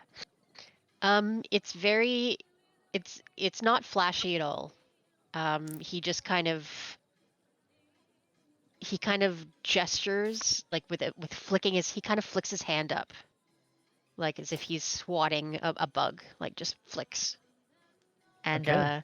and there's no flash, there's no sparkles or anything, there's no light. It just kind of happens. It's very subdued. Beautiful. Yep. Subdued. Okay, interesting. Yeah. Nonetheless, the can demeanor of this Tanwen individual. tell if can Tanwen tell if this is a kenku or a real crow? It is most definitely a kinku. Okay. All right. Y'all, this isn't a real crow. This is a kenku. They can't talk. They can just imitate sounds. Anything you hear is an imitation. It's not real words. No Oh matter no, what no, he says, it's an imitation. I can talk just fine. You hear in Candlefoot's voice. Really? Did you Oh, steal yes. Candlefoot's voice? He seems to think that's what happened. We don't like to say stealing in this business. We like to say borrowing. He says in suddenly a different accent. How Well, long does this borrow for? It, As long as you'd like it, dear. well, I think your time of Did you borrowing my friend's voice is over. They try to get past you. Tarquin just puts out his staff to block the entrance. Saving throw. Another wisdom one. no, he's the Kenku still regards us as friendly Yeah, right at the Yeah, now. moment. technically, He passes. yeah. Yeah, I would so- drop the spell on Rodolfo. They're not making a harmful action. They're just seemingly trying to get past Tarquin. But I will say though, Tarquin, as soon as you put the staff out and they kind of bump into it, they look towards you and they're like, "Take your stinking paws off me, you damn dirty bunny!" Did you say that you had a pact with Sibilna? Hello, hello. No one's answering. Something's rotten in the Witchlight Carnival. Oh, good day to you. You suddenly hear these combination of voices that try to make up a sentence, but they do seem to be looking towards you, Rodolfo, and I says, Mistress Kenku, enjoy the show, but trouble us not. And again, they seem to say in Madric's voice, I have a pact with Sibilna of Brismere. She must be free. Rodolfo looks at Tarquin and go, "Can you make sense of this? Is this the truth?" It would suggest that he's been with. Wait, what voice am I doing? It would suggest he's been with whoever that voice is, but it could the be voice true. of the person with the pact is a warlock from outside the carnival. It's the one who sent me here. But Can... does this mean that you also are trying to help Sibilna? The crow person? Yeah. Kenku? Hey, we're on the same side here. like shouting at the top of the lungs, even though you're No, right in people front of who them. are on the same side do not cast spells on their friends. I'm gonna Not insight true. him to see I've if that's cast spells true. on. I'm gonna try to read him, see if what he seems to be true, or if he's Hmm. trying to just tell us what we want to hear. So cast a spell Um, on Tanwen point, and yes. Tarquin like a minute ago. Okay. The 14, it doesn't seem like they're outright lying, though they are a little bit cautious. You can see that typical bird-like movement seems quite jittery and on on edge. That's Well, probably because they're cornered and surrounded. But there does seem to be some truth. Like there's more to this. You need a longer. You need more information or more of the story here. well, how about you start and Tarquin goes into more serious mode. Start by telling us why you borrowed my friend's voice. It's just a prank. Just a prank. Then return his voice at once. Oh, okay. You see it in a very childlike voice. And But there's rhyme behind the reason, or reason behind the rhyme, shall I say? yes, but how is a raven like a writing desk? We'll never know that reason until you explain. Questions, so many questions. And I best get some answers. You suddenly hear in, you suddenly hear them like shift up their voice, and you definitely hear them imitating Light's agitated voice, and almost fills in the blanks for what perhaps you was hearing earlier, Rodolfo, when you were witnessing them talk behind the curtain, and Okay. you hear this Kenku say, "Someone is going to find out about this. They'll shut us down." Followed by Witch's calm yet firm reply. We agreed. We agreed to the pact. Our hands were forced, but our eyes were open.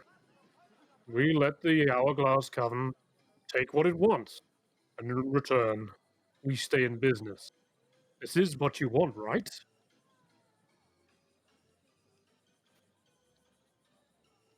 Rodolfo will pounce on this. So, what did the Hourglass Coven want? Do you know? Tickets, please. No tickets? They want money? Oh, No, they want Oh, they want- they want- want the things that people they want to take what people get in place of tickets. they want to steal things. That Got means no they have been ticket. here at You're in least for some 8 trouble. years. They want the trinkets that we get from the events. Or other things. Perhaps your Samantha doll has more to it than meets the eye, or perhaps the emotions tied to it is what its power is. As Mr. Light said in the performance, emotions have a lot of power within the Feywild. Something like that would be very powerful in the right hands or the wrong hands. And Do you let us see not Ken- forget that they stole the face from our friend Solomon. Do you see them sort of shrugging as well as they say this? They seem to know it's something to do with tickets, and and nodding along when you're saying about stealing trinkets. Now, why? You said you stole the voice for a prank, but what benefits was there to that prank? Or were you trying to essentially stop certain acts to perhaps make the Witchlight Carnival stop? You hear in a pixie's voice, "That kettle steam, the Kenku, seems to be causing all kinds of mischief, making Witch and Light's job really tough. So not we don't need that added stress to our daily lives." And you just hear that in a pixie's voice. So your kettle steam then? You hear the same kettle sound like building up again. So you work Is- for the carnival in a way. No. It's Ibilna. So, is the carnival stopping Zybilna from being free? I'm trying to force their hand. You want them to They stop clearly know something. They're not letting on. Hmm. But it is Zybilna that you are trying to help. Oh yes, most certainly. Well, my friend, in this case, you and I are aligned in our goals. I think if we can help each other, you know what Yeah. you're doing. I am not without my own skills. We must work together. I agree. If there's something going on, then as much as I like this place, if they're working with the Hourglass Coven, then they're not worth working for. So, Kettlesteam, if you return my friend's voice and perhaps explain a few more things, then I will let you go about your way and do what you need to do. But we will help if we can. Great. Tell us everything you know, and we can work together. We can assist you. This is a good arrangement. They say, "What's the time, Mr. Witch?" And they look around and Tarquin, you've got a pocket watch visible on your person, don't you? Yes. And as they say that, they point towards your pocket watch. He pulls it out. Or pulls it so it's invisible. Just like the one I used to own, guided in the Sword Coast. Then they say again, like, Mr. Witch, and points towards the stopwatch again. That's one just like it. He's saying that we need to somehow take the pocket watch from Mr. Witch? It's I don't about forcing understand. their hand. What was that? Forcing About forcing forcing the their hand. hand. Mhm. For what purpose? To find the truth. He says in a very just like voice he's heard some paladin say before. The truth, And the an truth. honor, And a hard-boiled egg. justice. Paladin, Uh, paladin. Paladin. Keeps going on. So, if we were to See the help ruffle of you feathers. somehow take this watch, what would that do, do you think? They make them spill the beans. And stealing Candlefoot? How do we get the watch off of him? They sort of I'm ruffle their feathers for a moment, thinking, and they say, "Daddy, look at that big bugbear over there. He looks like a furry teddy bear." the bugbear has the what's a watch? Burly or Hurley?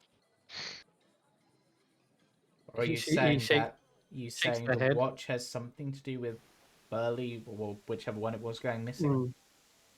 No, they shake their head, and they say, "Could be a valuable ally in our coming quest."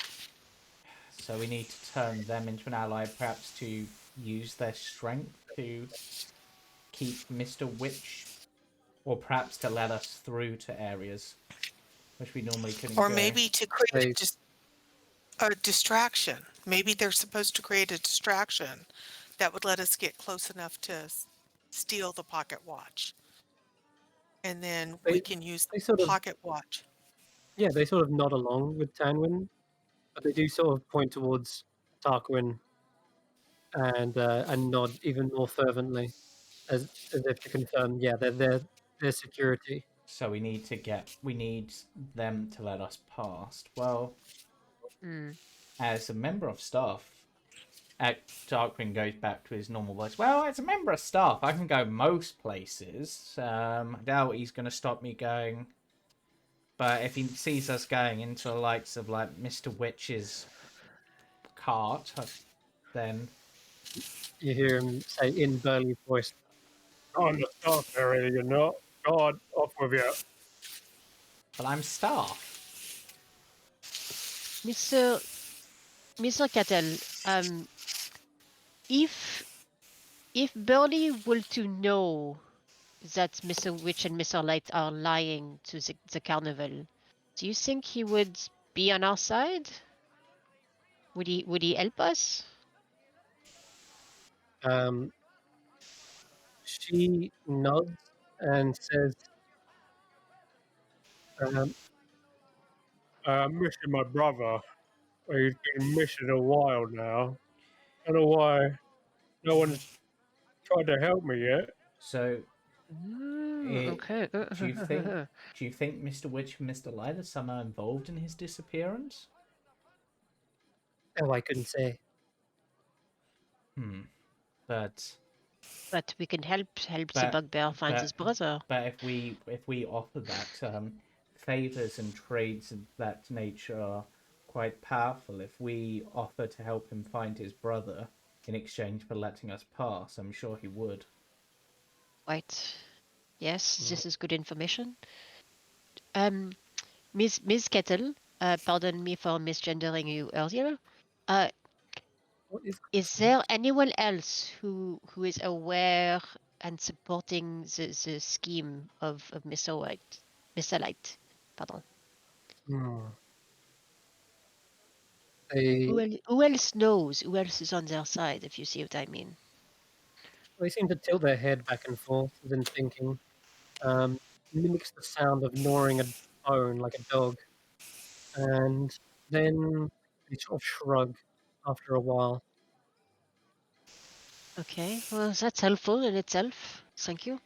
Other than yourself, is there anyone else who's trying to help you, basically, other than us, with this? They say, "No, I'm a lone wolf. Prefer to work alone. I'm the edgy type." And what are you trying to do here with the carousel? "Oh, it's just a bit of fun. Just a prank." It's It's about forcing their hand. And here again, Forcing that. That's So quite true. so You said it would Just- explode. Were you planning to destroy the carousel? you can. It was just a bluff. I You- fold. okay. You were just trying Like to. You would. Yeah. Okay. Well, But no, by you just- cracking it, you were causing it to go out of control and make the ride less usable to make them less likely to use it. So it's one major ride down. That's why It's you not took. about the ride, Tarquin. It's not about the ride. No, I think it is. It's about the carnival. He's messing with the carnival as a whole. Exactly. That's what I'm thinking. Sorry, she's messing. That's why you took Candlefoot's voice, because then that messes with his storytelling and also potentially messes with Palasha. Which messes up the big top extravaganza, and now he's messing with the carousel. It's just all the things that can be messed up. That's what they're doing. They seem to nod along. And all this is to force Mr. Light and Mr. Witch to Spill the beans. hmm. There's something fishy going on around here. Yes, that seems clear.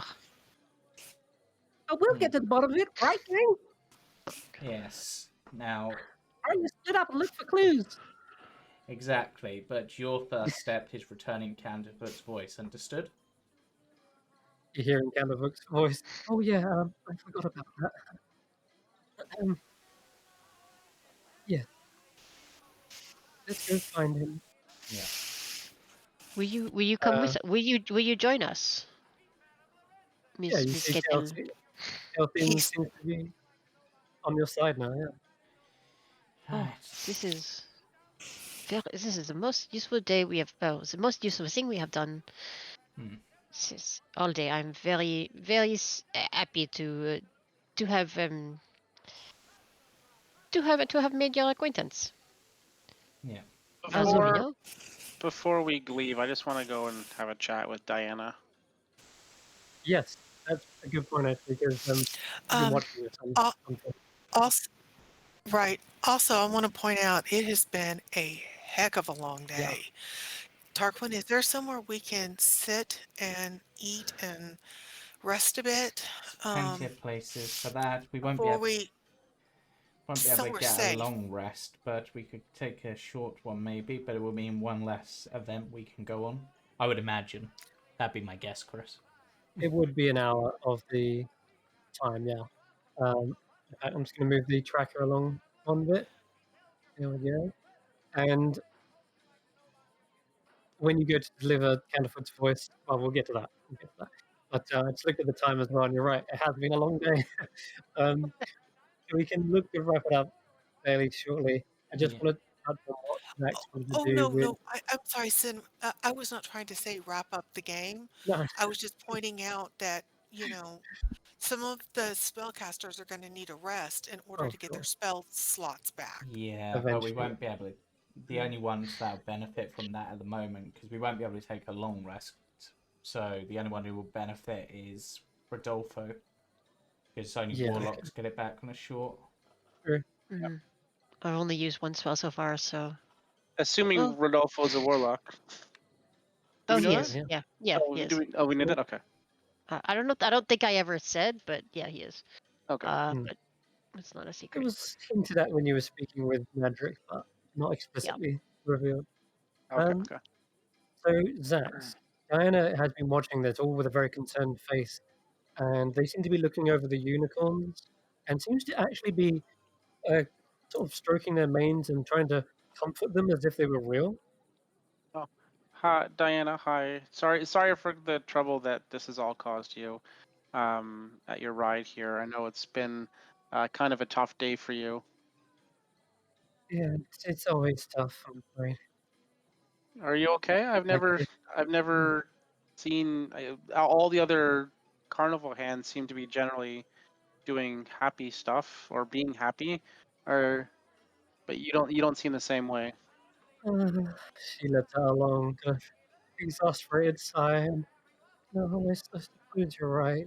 I'm sorry for not being as joyful as Carnival's other hands, but That's okay. it's just, It's probably not easy for a centaur to be running a carousel with the unicorns sort of oh, doing their thing. she kind of looks down and like stifles a cough and says, "Oh, sorry, I'm not actually a centaur.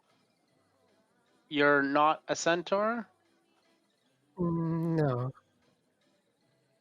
Um, I'm are- what you would call a deal gone bad." so are you like are you a fairy then? Because you have the wings, and you've been transformed into this form, or No, these are fake, but you're half right. I was transformed. This is a result of, like I say, a deal.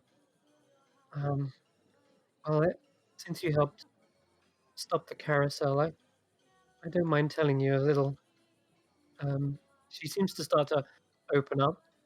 Let me, there we go. And she starts to open up a little bit about her predicament, and she says, "I was once human. I sought the help of Granny Nightshade from the Hourglass Coven. I Granny Nightshade? Oh, one of the yeah. Okay. was desperately wishing to be reunited with my warthog, which went missing in battle. But the cruel hag, she magically fused the bodies of me and my horse, giving me the Oh, appearance of a centaur. Oh, I see. I see what happened. Yeah. So you made a deal with the hag and she twisted your words around in an unfair way.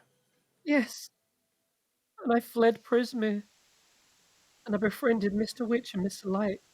They offered me a home here, and I feel really planning on doing something to them. I pray that you don't hurt them, please. No, I don't have any direct plans to hurt them.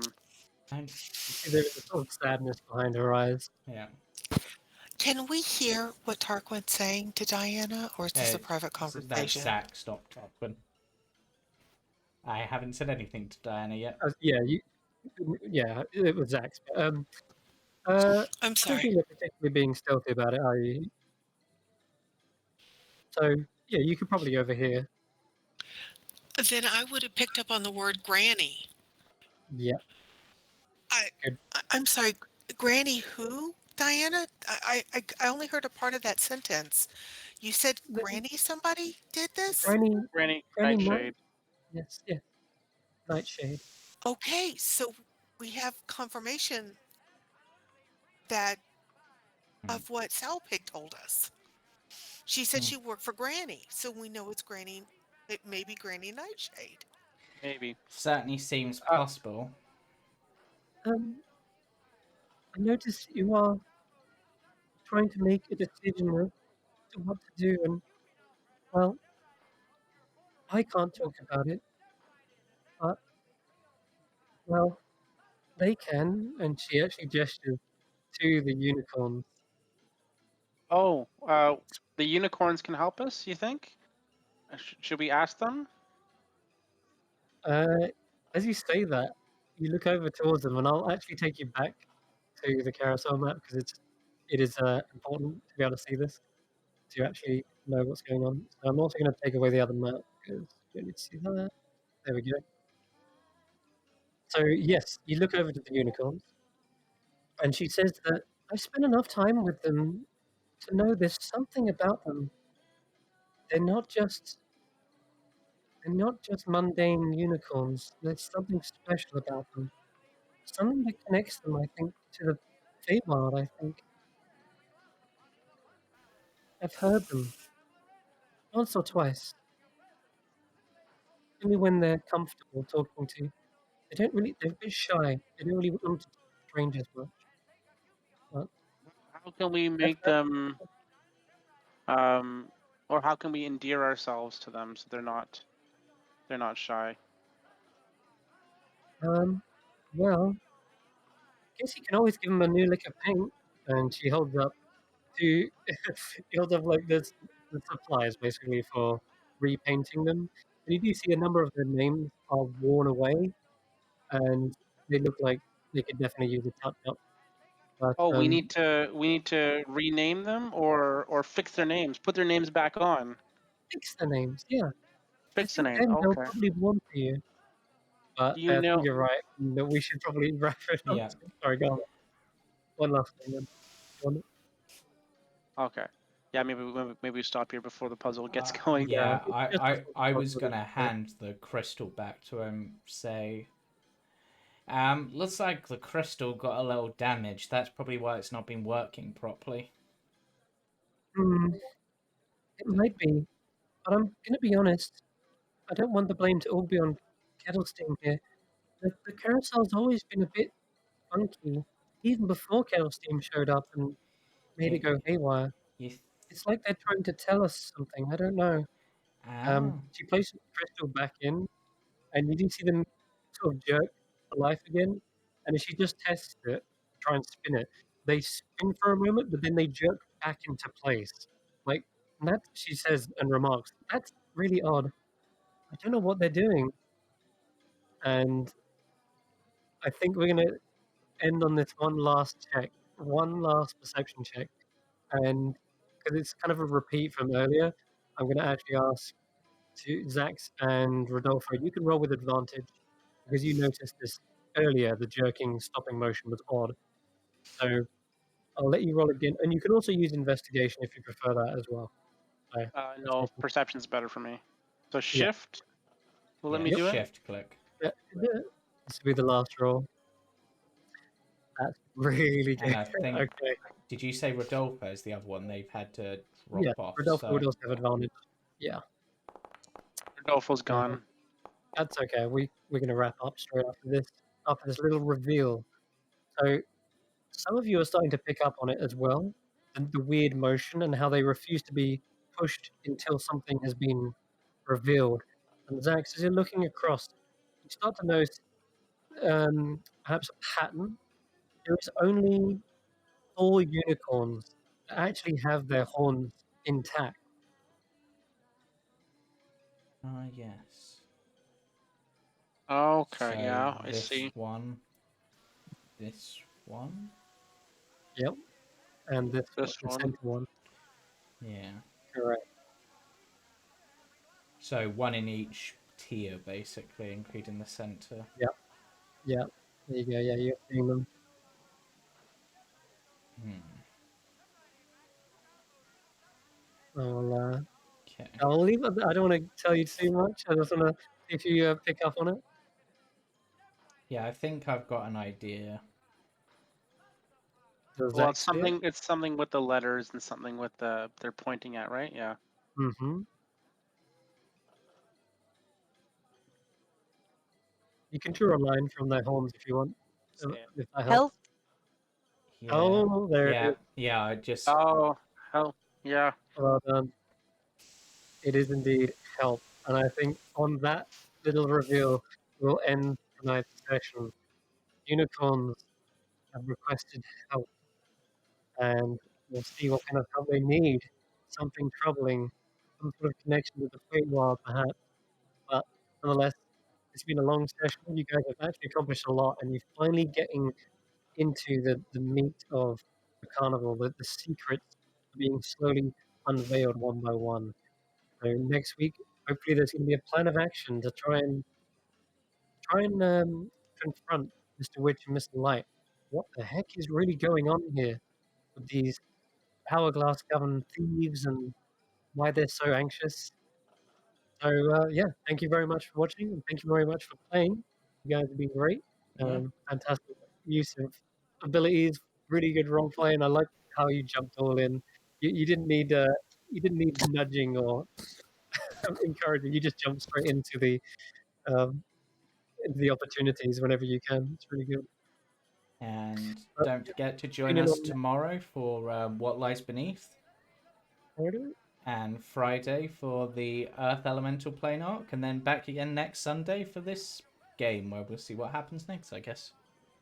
Okay, cool. Thank you very much. Bye Bye. bye.